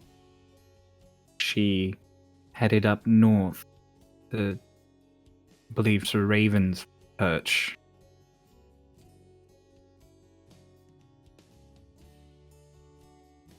So, I apologize. I don't really have a method of getting in touch with her other than I could send a letter, obviously. Would follow up the chain, but it would be a few days before she writes back.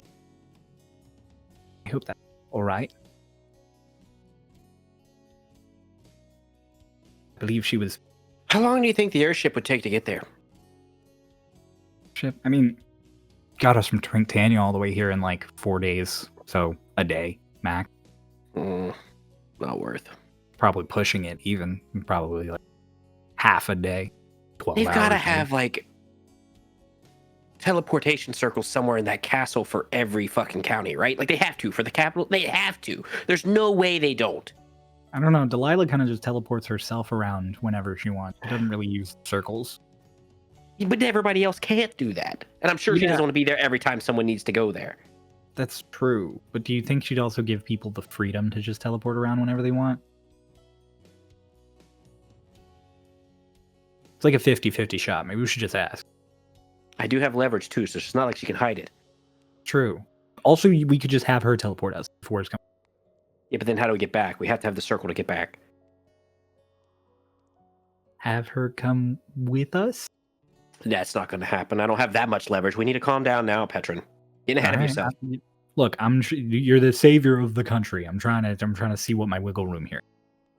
If you'd like, I can still send that letter while you're all deciding. Say that you're in town. No letters. No good. All right. Well, if she comes back and hasn't seen you, I'll let her know that you're here. Is that? I'm just trying to figure out what I can do for you right now. Yeah, but only mention that one. Right. Only mention the commander. Okay, I can do that. Yes. Perfect.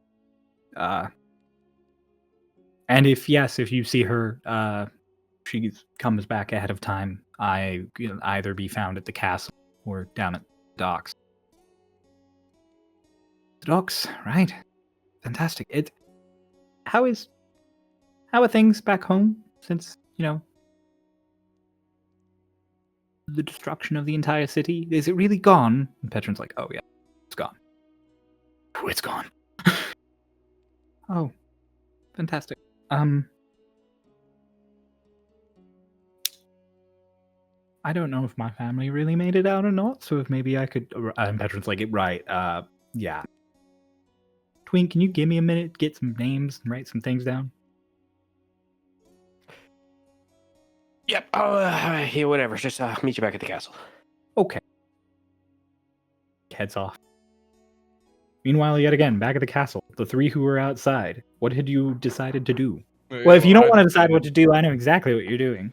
Okay, cool. What are we doing? All right, What are we cool. doing? All right, cool. You all head back to your little wing of the castle for. Okay. That's exactly what I decided to do. Yeah, that's it. You know, you read my Cool. mind. You're such a good Yeah, DM. Such a good DM. I'm the telepath here, and you read my mind. The door opens, Lotus, and in walks Dolus, Hush, and Hickory. Oh, Uh, hi. Hickory and Hush looking a little scuffed up, but all right. Hi. Hi. Did you get the snack? You got the snacks. You ate a lot of those snacks. I didn't eat a lot of the snacks. What do you mean? Little thing ate it. What little There's a thing? Oh little yeah, thing if here? you see green walking mass, don't feed it or get in its way. Treat it as if it's Delilah and walk the other way. What? Are you okay? Yeah, Matthias told me to. Oh, Okay. Matthias was here. Oh, Matthias is here? Yeah, and then Delilah took him away. No. He wanted to check in on us, but Is it? I. is- Huh? Is this still here? What? The green mass. Oh, the Gunch. No, the what? The what? it's called a Gunch. I'm so upset that I was standing up when this was revealed. I've been waiting since like session 12. Like ever since Matthias was introduced for the fucking Gunch to be in the campaign, and I was away from my computer when it happened. So I'm taking this moment to celebrate now. Vindication is mine. Anyway. Yeah. Gunch? I feel like Petrie could tell us something about the Gunch. Matthias said that it just kind of showed up one day, and then anytime they tried to get rid of it, it became a bloody day in Eubuean. Oh. There are a lot of bloody days in Eubuean. It was a country Yeah. founded in war. How are you doing? Lotus. Same old. Want some snacks? You know I want some snacks. Walks over. You have some first though. Well, I already You had a didn't- lot. You gave some to the Gunch. Well, the Gunch kind of took it from me, but okay. It takes snacks. It takes snacks? I thought you gave them. I thought you gave it to them. Well, I was offering it a little bit, and then it kind of ate a lot of it. It, like, opened up his mouth really big, and then just kind of... Oh. It's really small, though. Am I allowed to So- summon Petrie? No, I don't think Petrie could do anything against it. Matthias said that it could destroy everything with a thought. But it chooses not to. Because we give it snacks? I guess.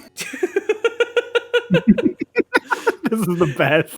Hickory is just sitting there like very confused. Like she's like, I can't tell if this is the delusions of a child or I just Dolus very like silently hearing that, seeing Lotus, and just walks by, like pats her head as he walks, and Well, continues and just puts. Just gonna put my bag down with my stuff, and then walk back out of the room. I'm gonna head to the library. Dolus heads out. Leave the other three you in the room with the snacks. Wait. Okay, is it going to eat our snacks? Is it good? well, it's not here Is right it- now, so I don't think we have to worry about it. Okay. I witnessed eldritch beings. I'm actually kind of afraid. Don't worry, you'll know when it's around. You can. That Hear still it. makes it so much more ominous. It's like this like green color, and it kind of like waddles when it walks on four legs. I'm gonna. This will help me do some more floating trading. Green mass. Waddle. How many eyes? 2, but it looks in different directions. Matthias said if it ever focuses on you, you should run away as far as you can. I'm going to go ahead and minor illusion what looks like. You ever see those like, oh God, what are they called? Like the rubber balls with like a bunch of hair on it. Yeah. Like, yeah, that, but with 2 eyes looking the other way and a mouthful of teeth that just like wraps almost to the back. It looks like some sort of fucked up sock puppet. This? Nothing like the Gunch. Oh no. Oh no. You could always draw it. I think we might get a similar result. Lotus draws it. It looks just like the minor illusion, and she's like, "Oh, Make it. shit!" It'll Are you summon gonna draw it? Sure, I'll pull up my screen. Let's go. Make a performance check. As she flips through her sketchbook, you'll see that the last drawing was Mara. Do we recognize it as Mara or? Nice. Okay. 11. 11. Did you add your proficiency? Because you're proficient with your painter Oh skills. shit, you're right. That makes it 15. Okay. Lotus draws what to most of you looks kind of like a weird little cat thing, but green with lopsided ears, and the eyes are wonky on the head. Okay. Huh. Like, Okay. walk over, Well, no, I like guess an I know arm what to on- avoid. I put an arm on like Lotus's shoulder as I'm like looking over.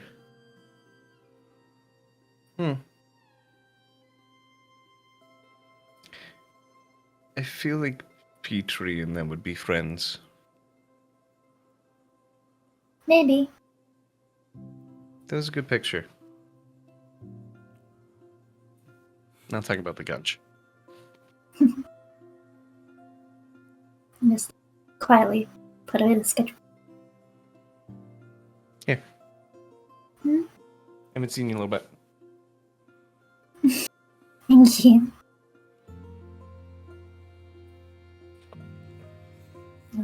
How's your floating coming along? Oh, it's awful. Dolus pulled up and started floating in front of me, and then he's like, "Yeah, you gotta practice and feel the air." And then he's like, "Yeah, I was just kind of woke up with it one day," which completely just like threw away the form of practicing because he's like, "Yeah, I just had it," and then I'm just like, "Yeah, maybe one day I'll wake up with it." It's hard.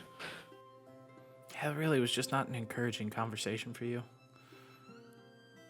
I mean, for a little bit, Dolus got his magic from Kaeli, so he just kind of makes things happen. But I think, yeah, don't worry, you'll get it with time.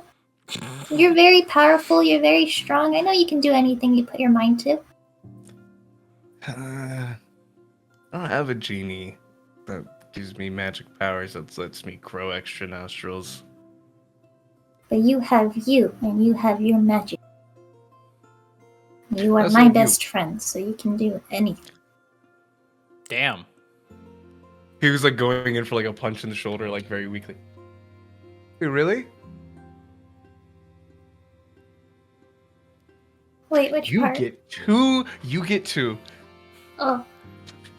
Thank you. You're my best friend too. Oh.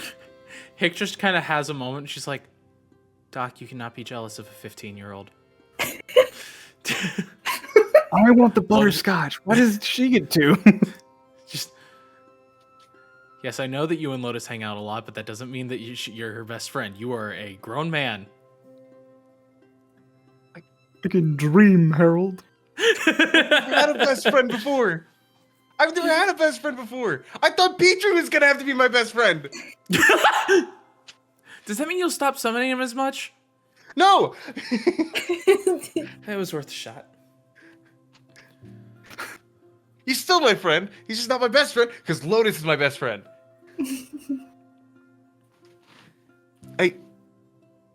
Thank you. Thank you. I know you wanted some time to yourself. Is it okay to go play some catch? Sure. Granted, I don't think time on my own is very healthy for me. I had a lot of time to myself.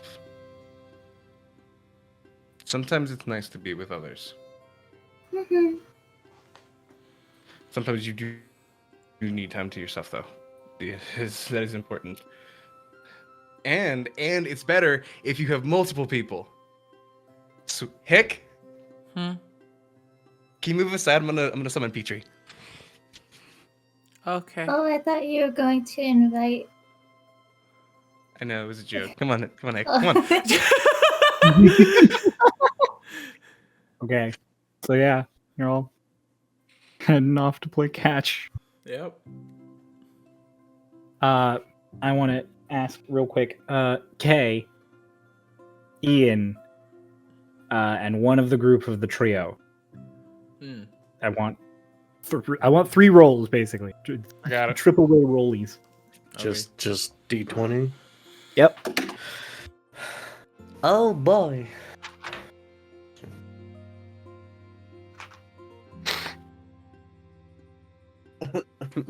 Awesome. Yeah, that's how I feel about mine too, dude. It's okay. I shouldn't have rolled. Just tell me what. Everybody rolled like shit. I got 8. Okay. I got 6. 6. All right. Crow. 9. Crow rolled the closest to the number I rolled. I'm so like, I lost this. I lost this. This is not it. the trio is walking along, heading back outside so that they can play catch. As you're walking past a hallway, Lotus, you hear it again. Oh.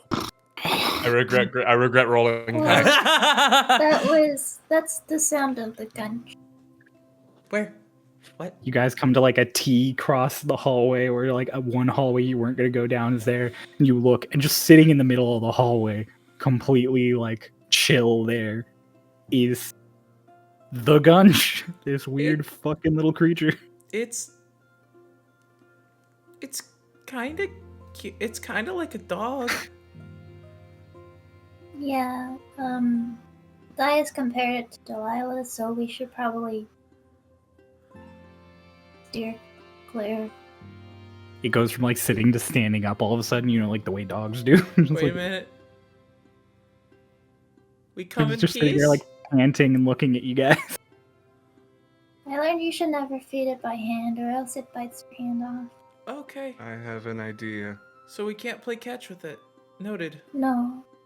What? It starts waddling in your direction down the hallway. Is it looking at us? You have? I Do you mean, not with wait, both Lotus? Do you have any eyes. more snacks? Do you have any more snacks? Throw it in the air. You throw a butterscotch up. No, you Land. throw a butterscotch. No, floats it back. Different one. Uh-oh. No, it would have been a bit It would have been a candy, I ration. suppose. All right. Yeah, you It just starts throw like floating. it floats over. Yeah, there's a the telekinesis. Again, this thing like almost doesn't notice until it bonks into it, and then it just and like looks up at it, and then again, all of you watch as it just unhinges its mouth into multiple rows of teeth, and it just fucking and then it just keeps walking. All of you kind of like take a step back, and it turns this corner past you, and just walks away from you all. Does it understand common? I'm afraid to talk to it because I feel like I'll be opening something I don't want to hear. It By burps God. as it walks down the hallway. Hick's just like full head cock, just bye, Gunch. Bloody day in Eubuean. Uh-huh. Agarhill told me about monsters. He did not mention that one. There was not a mention. Maybe it's new. Meanwhile, Kay. Where I left it. Kay, you head to the library. Yeah. You get there just fine. It is a 3-story library. It's taller than it is wide. Mm-hmm. And as you come in at a table that has become her customary table, basically, you see Alina just sort of sitting there with a huge, multiple stacks of books surrounding her. I was gonna ask before getting into that. Mhm. I've been researching stuff at this library the past week or so. Have I learned anything? Anything new? Have I discovered You've learned anything? a lot about possession magics and how usually they have to involve, if they're weaker, they have to involve some sort of consent from one person or the other, or some sort of opening up. So, like, you conferred that, like, oh, that meant how Alina scanned the necklace. That was her sort of opening to it. Accidentally let Starlost Kieran in. Or, like, with the werewolves when they got, like, pseudo-possessed by Gillian. Oh, they all drank that thing or were bit by him. Like a way in. Everything requires some sort of entry point. Only extremely powerful beings or beings whose entire existence is based around possession can possess without some sort of in like that. And even then it's difficult. So Martin nonchalantly possessing Twink in the middle of a tense combat scenario without lifting a finger is very telling of his ability, especially when it comes to possession. Right. Okay. So yeah, I'll enter. I'll walk in and quietly, trying not to disturb, and then I'll slowly just go over and take my seat across the table. You sit across from her. Barely peeking out over some books. Like, you sit across from her and you start to, like, peek up to get over the books, and one of the stacks just gets pushed towards you. Oh. Then she just, like, goes back to her reading. And you, like, look at the stack, and it's another stack of books that you haven't read on, like, possession and Kalashtar's and everything. She has selected you a good, like, 6 or 7 more books. Oh. I say 6 or 7, you know what? 6. Okay. I'm like, let's decide. Oh, thank you. No problem. You just feel her foot just, like, kick up against your shin under the table. She continues doing, like, cross-referencing between these 2 books and some notes she has. I slowly pick one up. So what's the first one that I pick up? The book about Kalashtar, the history of Kalashtar and Eubuea. And she looks up and kind of, like, leans across the table real quick. She's like, it's all mostly the same. All of the good books are up in Delilah's personal collection, and with how busy she is still not letting in. Understandable. Apparently there are dangerous secrets in there that bring about the end of man. Took a nap in there. Yeah. Really wish I'd known you were going to get arrested and brought to her personal study. Probably could have gotten really good notes. Not that I wanted you to get arrested. Obvious. You know, that was bad. A bad thing. Yeah. That bad. Yeah. Really good for research. Goes back to writing. Suppose. I'm just worried about Lotus.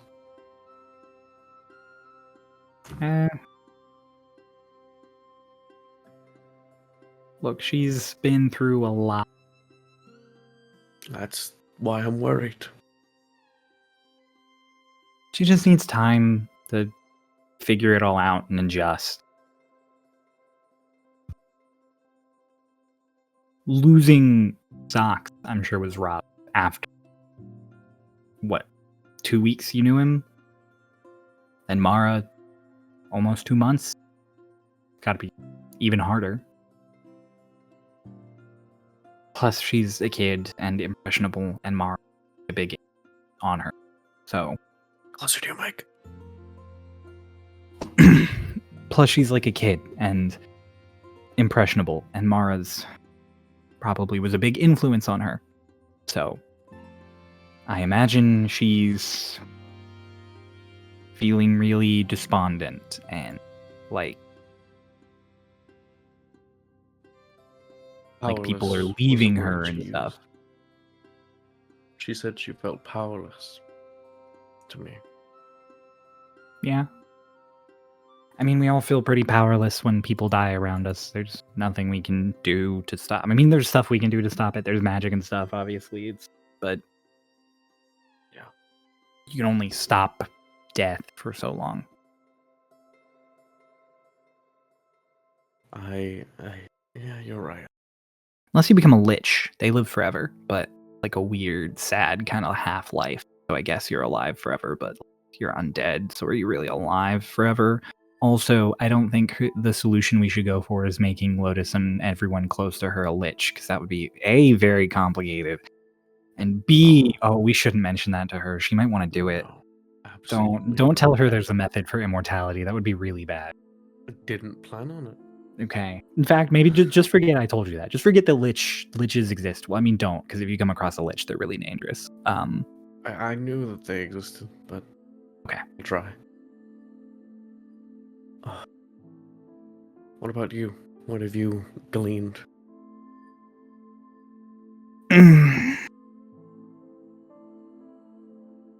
The elemental planes are less fucked up than they were a week ago. Really? Yeah, it seems like putting Noxus back kind of balanced things out a bit. They're still not great, don't get me wrong, but, not as bad as the last time I checked. Wait, Noxus going back to the elemental plane of fire helped fix things? Yeah, a bit. I'm sure ripping him out and causing a bunch of... him not being there to stabilize things probably made things worse when it started getting bad. Right. Because it's one thing if he's not there when everything's normal, but with everything falling apart, the strongest elemental spirit on the entire plane not being around might cause a bit of a problem.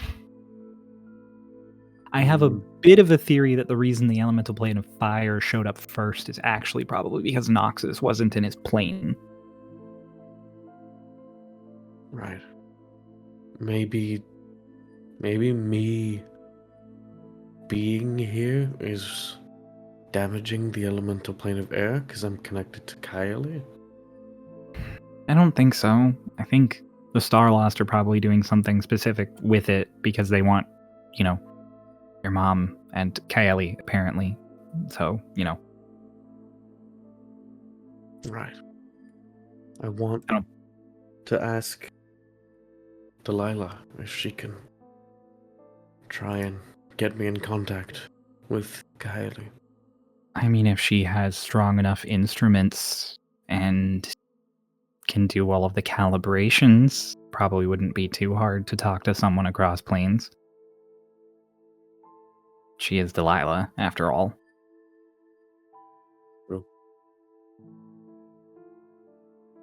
Probably wouldn't be too hard. Also, again, and she reaches down into another book. She pulls a thing out and she's like, shape-shifting, and you. She hands it over to you. It's sort of a low-level book that they give to a lot of wizards when they start learning transmogrification magics. Obviously, you don't use spells or potions, but thought it would be good to, for you to study up, because, you're doing that now.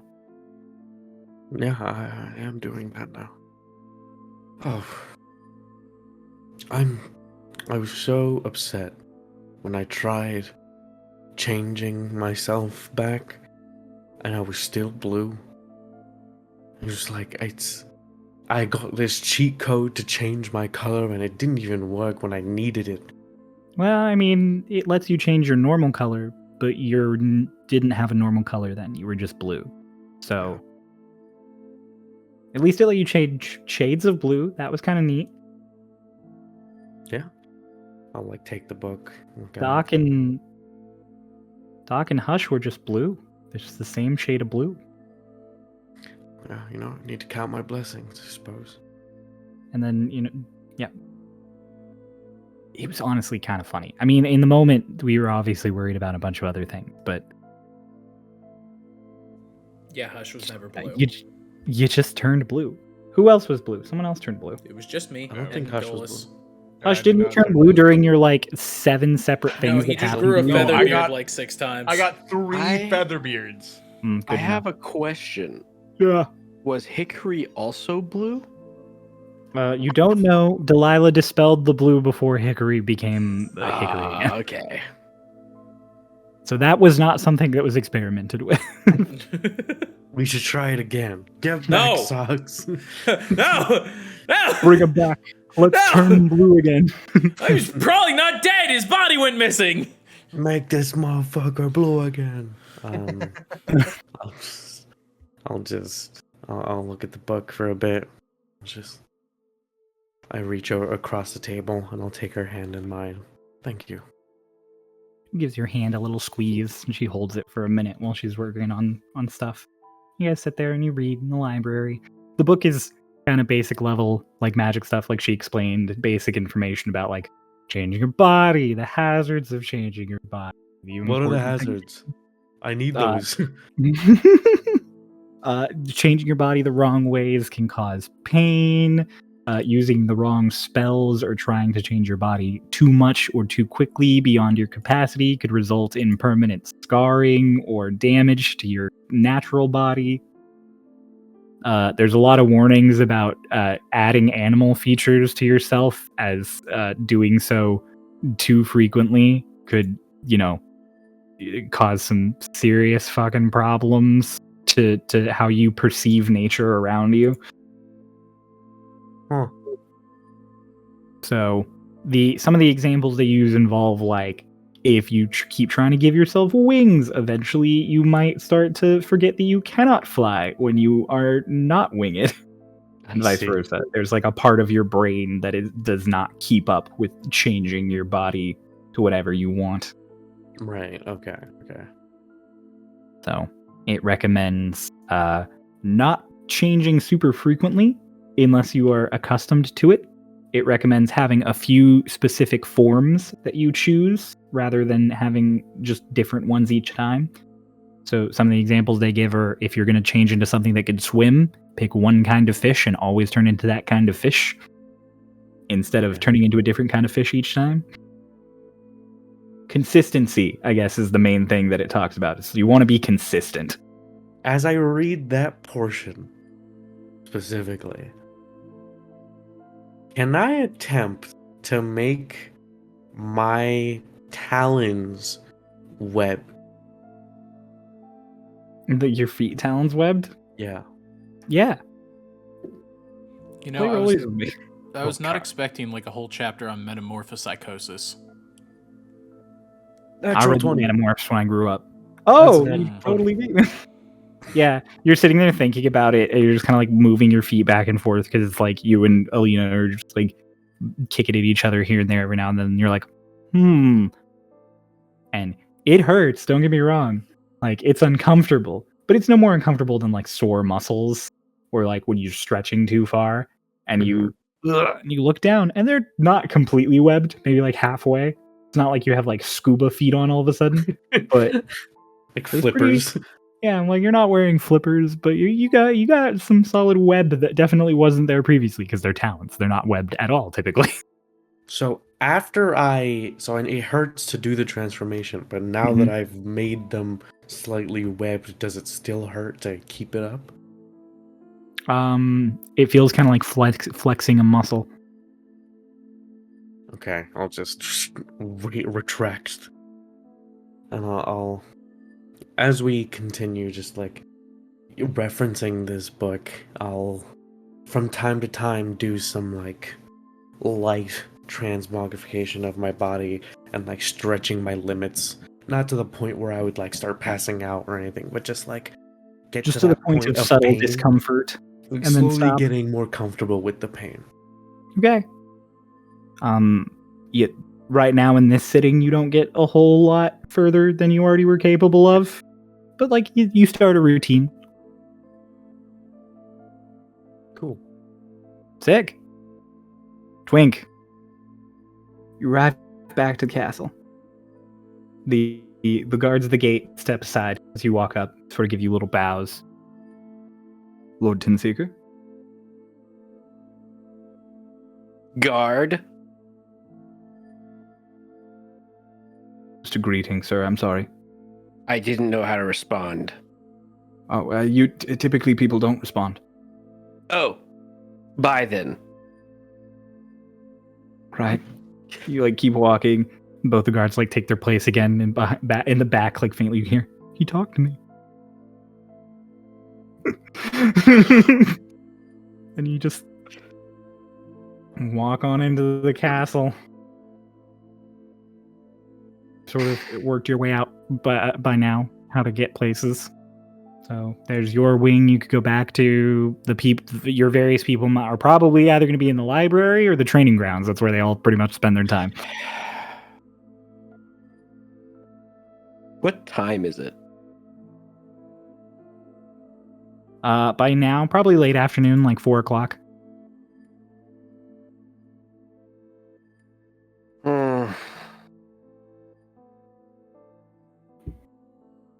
I'm just gonna start wandering around and looking in every door that I come across. Oh, that's great. What's in here? Yeah, so you just start wandering about, peeking into rooms. A lot of them are empty meeting rooms or bedrooms as you're walking around. A couple of them have like suits of armor and thing. A lot of them seem sort of tacked on, not very unnecessary room. There's a lot of unnecessary. It's a castle. There's a lot of unnecessary space. That's how I'll spend my evening. Okay. Play rollies with me.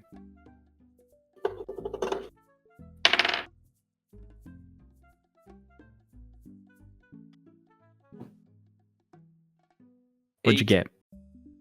Again. You are gunchless the entire time you wander. You do not bump into the creature. This is probably for the best. Probably. It would eat you. Yeah, so you wander around for a while. You don't really run into anyone you know. A couple of servants ask you a few times if you need help or if you need to like directions for where you're going, and you being you, I imagine just respond no and keep going. Yeah, that's pretty. Yeah, pretty up. You're such a good DM. Thank you. I'm trying.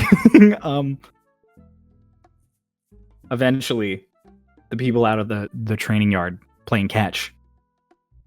You guys are playing catch, and that sort of open air walkway that links to one part of the castle to the other that you guys use to go from your wing towards the library. You see Twink start walking along. He has been out here playing catch for maybe like 40 minutes. Just chit-chatting and playing catch, and all of a sudden Twink just Hi, along. Twink. Good night, Twink. Oh, hey, Twink.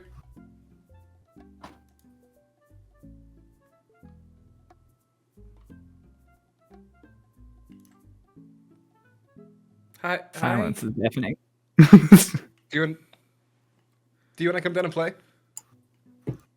No. Oh, Twink, be careful for a small green thing. It'll bite your hand It'll off. eat you. What? Yeah, there's a small green thing that's kind of walking around, and Matthias compared it to Delilah. It can destroy everything with a thought and make a lot of bloody days in Eubuea. Looks like this. Really horrifying to see it eat.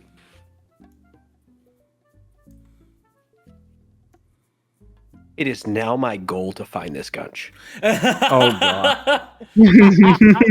I will train it. It will be mine. And I will be going to get food for it before I go searching. So the kitchen will be my next stop. Smart man.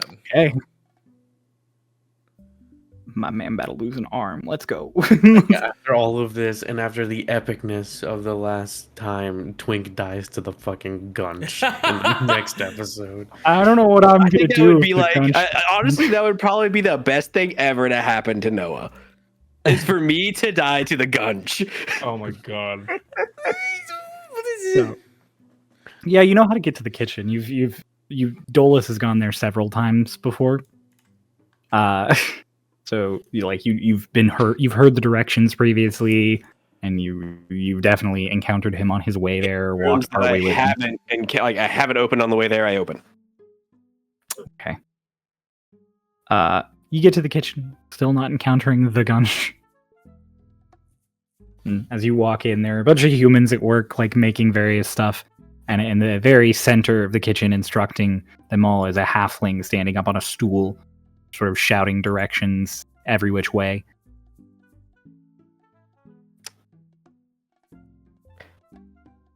Hello? Mary, put it in that pot. Jameson, don't let that sit on the cooker too long. You, what are you doing in here? And like, just hops off the thing and heads over to you. What are you doing in an active kitchen? We're making dinner. I require food for personal reasons. Food for what does that mean? For eating? It will be eaten, yes. You know, I don't need to know. He just goes over to a table and he's like, "What do you need? What do you need? What do I make you?" A little. I'll just take a little of everything. Really big pantry. I can't give you a little of everything. You won't be able to. Number one, you won't be able to carry it. Number two, no. I promise I'll be able to carry it. But the number two, I understand. That doesn't fix number two. No. So the little green thing that walks around straightens up immediately. Just the what Gunch. is it like? Hang on. Drops down off of the stool again, walks back into a pantry, and you hear a bunch of stuff clattering. A bunch of people like looking at each other, glance at you, go back to cooking. Look at each other, glance at you, go back to cooking. It's just kind of awkward tension. It brings back a human arm. Oh my god. No, comes back, just has a little wooden bowl, puts it in front of you, and it is a bunch of raw steaks and sliced up apples. This is the shit that I feed it to get it to go away. Perfect. I appreciate it. Are you gonna try and feed that thing? Yes. Okay, well, the best thing I can tell you to do is dump everything out of the bowl, walk 10 feet away. Okay. Okay. Don't stand any closer than that. It might think you're food. Okay. All right. Marcy, what did I tell you about cutting those carrots? He jumps up on a stool. Fucking. I'm off to find the gun. Marcy, what did I tell you about editing? I want her to have a heart attack. It'll be great. Marcy, you Like, better why are be you taking yelling some... at our editor? What did You you better do be now? hydrating. I know you're not hydrating. Hi, Marcy. Marcy, you should be hydrating. I know that you're not. You Marcy, drink how some does water. it feel to be canon in this world? You're a chef. As a chef's assistant. Getting yelled at the moment. Not a chef's assistant. It's another chef. It's just not the top chef. Anyways, cutting regardless. carrots. You were introduced in the Gunch episode. Twink, make an investigation check. God, Imagine I gotta having make a that honor. check? Imagine having the honor of being introduced alongside the Are gun. you telling me I actually have to make a check? Yeah, go find this. My passive isn't high enough? This is a big castle, and this thing is also moving around. All right, well, how's a 27? Okay, cool.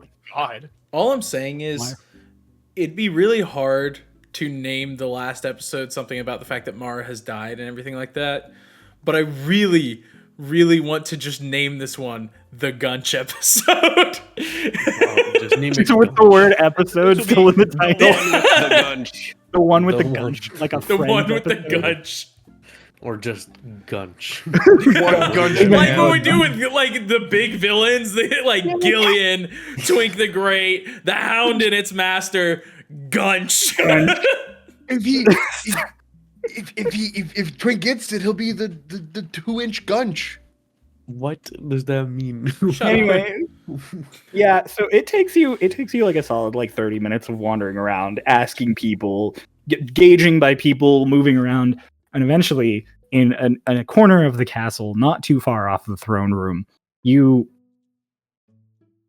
sort of like looking around, sneaking around a corner, and you see just a green like behind just walk around another corner away from you, and you hear a distant like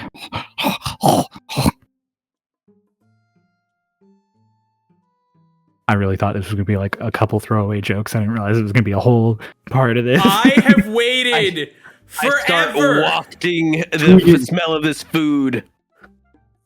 You start just like wafting it down this hallway.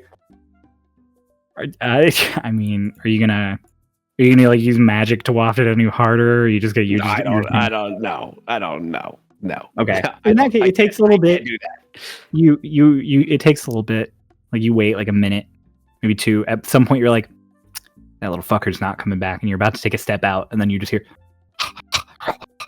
and around the corner, this little like weird fucking dog-looking thing just comes around and just stops and just.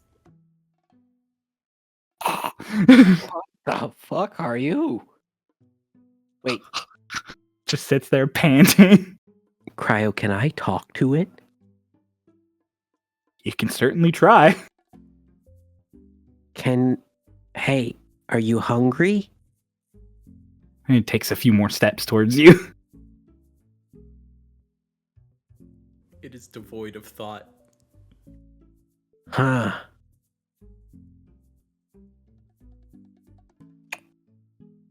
I like throw one of the raw steaks out. You throw one out, and it like, how close are you throwing it to this thing? Like right in front of it? Or Yeah, you I mean, tossing no, it to catch it? like no, like in front of it. Okay, lands like a foot in front of it. Again, it's like a dog that isn't processing that you're throwing something at it, and it's just like, and it lands in front of it, and then it's like, and it walks forward a bit, and same as everyone else, you watch this thing's jaw like unfold like the fucking predator, and just this whole steak, and then just like a goblin shark. It's just like the mouth. Yep. So like, It's like it opens are up. you just in a constant state of eating? It sees the bowl in your hand, and it just takes a few more steps towards you. Take a few steps back. So a few more steps towards you. I throw another steak in front of it. It stops. It starts eating the steak. If you want the rest of this, just say so. It starts walking towards you again. The Gunch is actively walking towards you. For initiative. Hello? It is not responding. It is, however, approaching. It's not getting any faster as it comes at you. It's not like rapidly approaching, but it is a very consistent speed that it walks towards you. You know, it follows. You know how the monster never runs; it just always is walking towards you. It's like that. It's just like just teeter tottering the entire time. It's walking like how a chihuahua slowly walks. I place like multiple foods like in a line, and I take a few steps back. It stops at every it grabs every food in. Like not like in a line towards it, but like horizontally. It like starts across. at the first thing you put down, and then it moves along the line. What are you? As soon as it's done with the line, it looks at your bowl. Your bowl's like a little more than half empty now. It starts walking towards you again.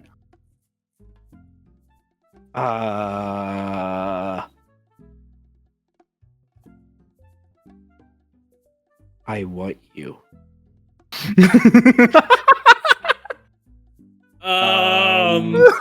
Such a phrase to drop to this little monstrosity. I want you.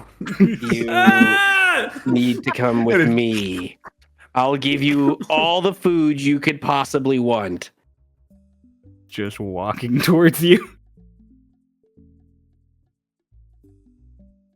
I put the bowl down, and I'd take one step back. It walks all the way up to the bowl. It's gonna walk straight up to the bowl. And it, again, the mouth unhinged thing happens. And it takes the whole bowl with it. Oh, one shit. bite. I take a few steps back.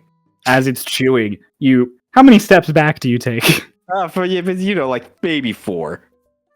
Okay. Yeah, about halfway through chewing on this bowl, you watch as the eyes that have kind of been wandering around 1 and 2 both look at you, and it just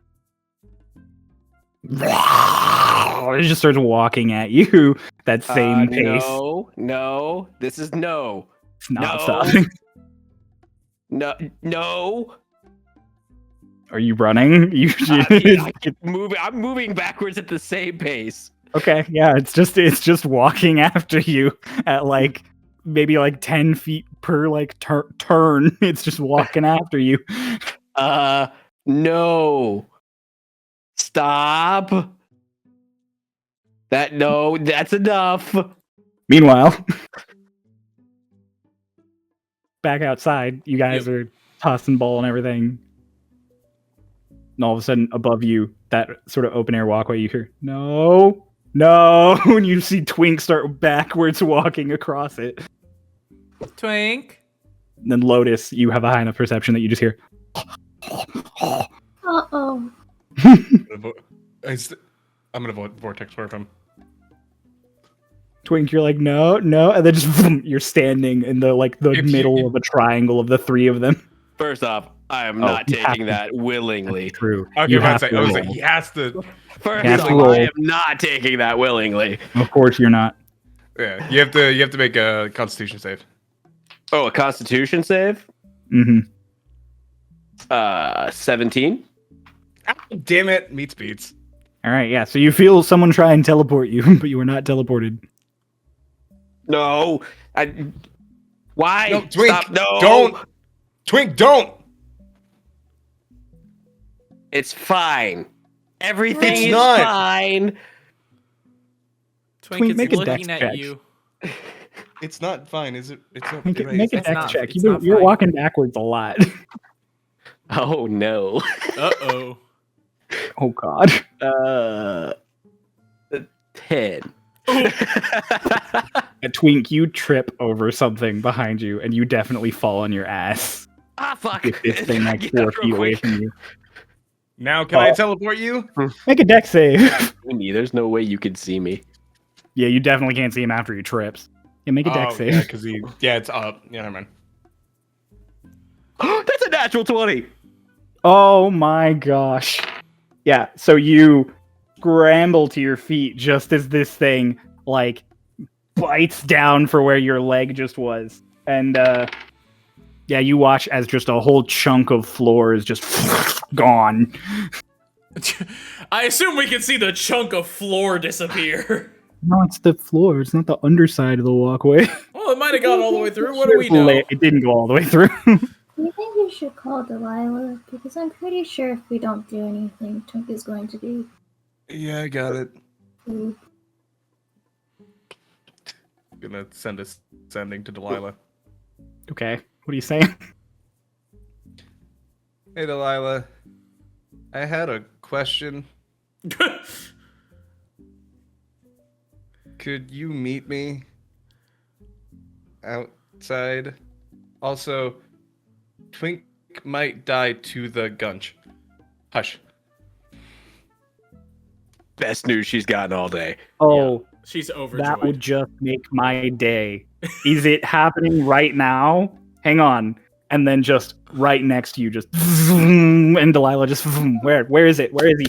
Up there. Should we do anything about that? Oh, fantastic. And she like waves her hand and the walkway becomes transparent from underneath and you can just see Twink like standing up, walking away like Chris Pratt, the Jurassic World Should meme. we do anything?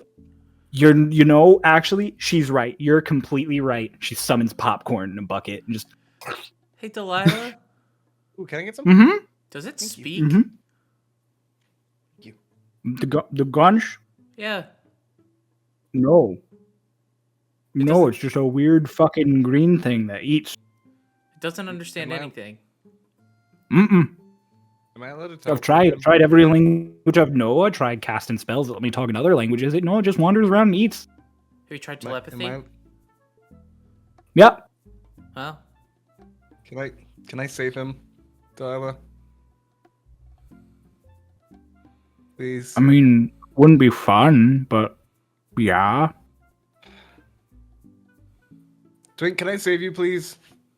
It's fine. I've got this. I really don't think it's fine. All right. Last chance. If you know anything, say it now. Twink, it doesn't understand any languages. Not even telepathy. I'm trusting you. You're a fool. If it goes for a bite against him, I'm teleporting him. That's my 19 hit. No, I will shield if it attacks with that. Yeah. Could I proc my thingy? Yeah, no, it definitely bounces off a shield, and yeah, you can try and teleport him again. Twig, you gonna resist it this time? Oh yeah, 100%. Go for it. Say resist it again, or go for another save. 27. Motherfucking silvery barbs. That smells like. Wait, what the fuck? No, I failed. I got a 16. You are in front of Delilah. It like booms off the shield, and you're like, "No, I will not be teleported. I'll make this work." And then you're standing next to Delilah, and she's just like, "Oh, that's disappointing." I'm sorry.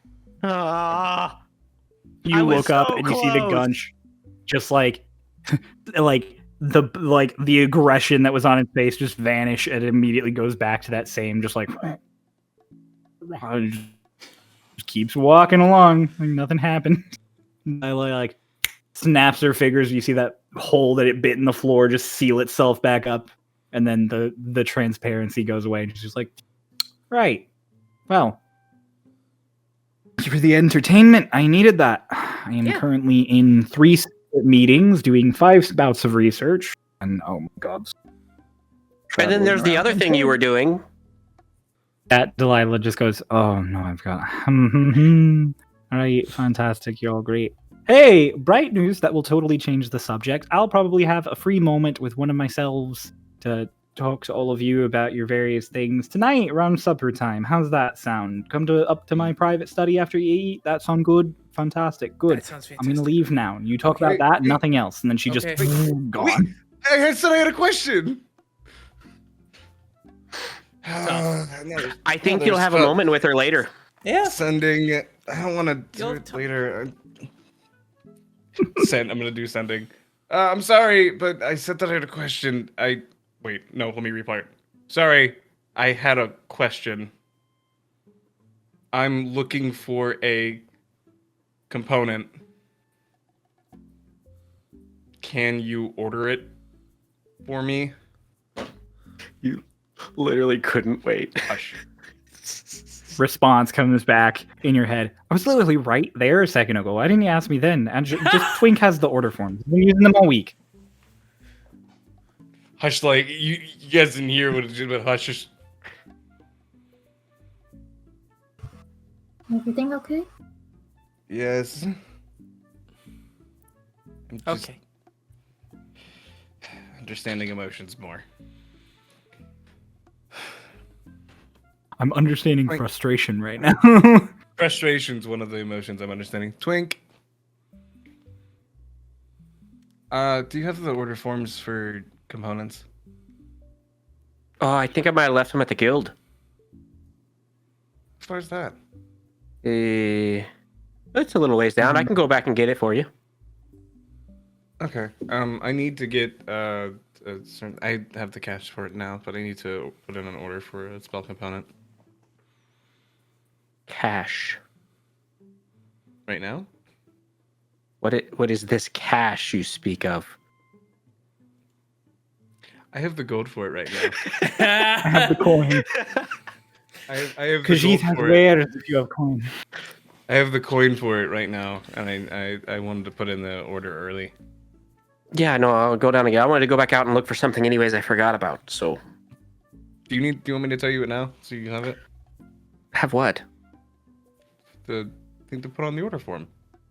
What? No, you can put it on the... I'll show you how to fill it out later when I bring it back. I have to fill it out? Yes, that's how life works. All right. So, are the three going back to catch?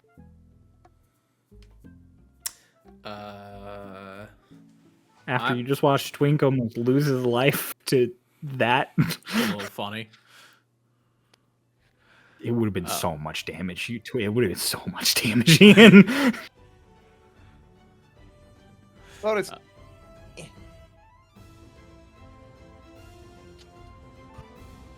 Okay. Twink, what are you up to now that the Gunch has eaten all of your food and almost you? I gotta go back to the guild and get the order forms, but then I'm also looking for the shop. Okay, cool. Oh, Gunch again. I'm gonna try again. I'm going back for the Gunch! Twink The never Gunch makes it to the part meeting with Delilah. He's a splatter on a hallway. Hey there, everybody. So this session went on a little long, and because of everything going on in the story, we thought it was best to split it into 2 parts. So, if you haven't already, make sure you subscribe and be back here for the second part of the episode real soon. We'll see you then.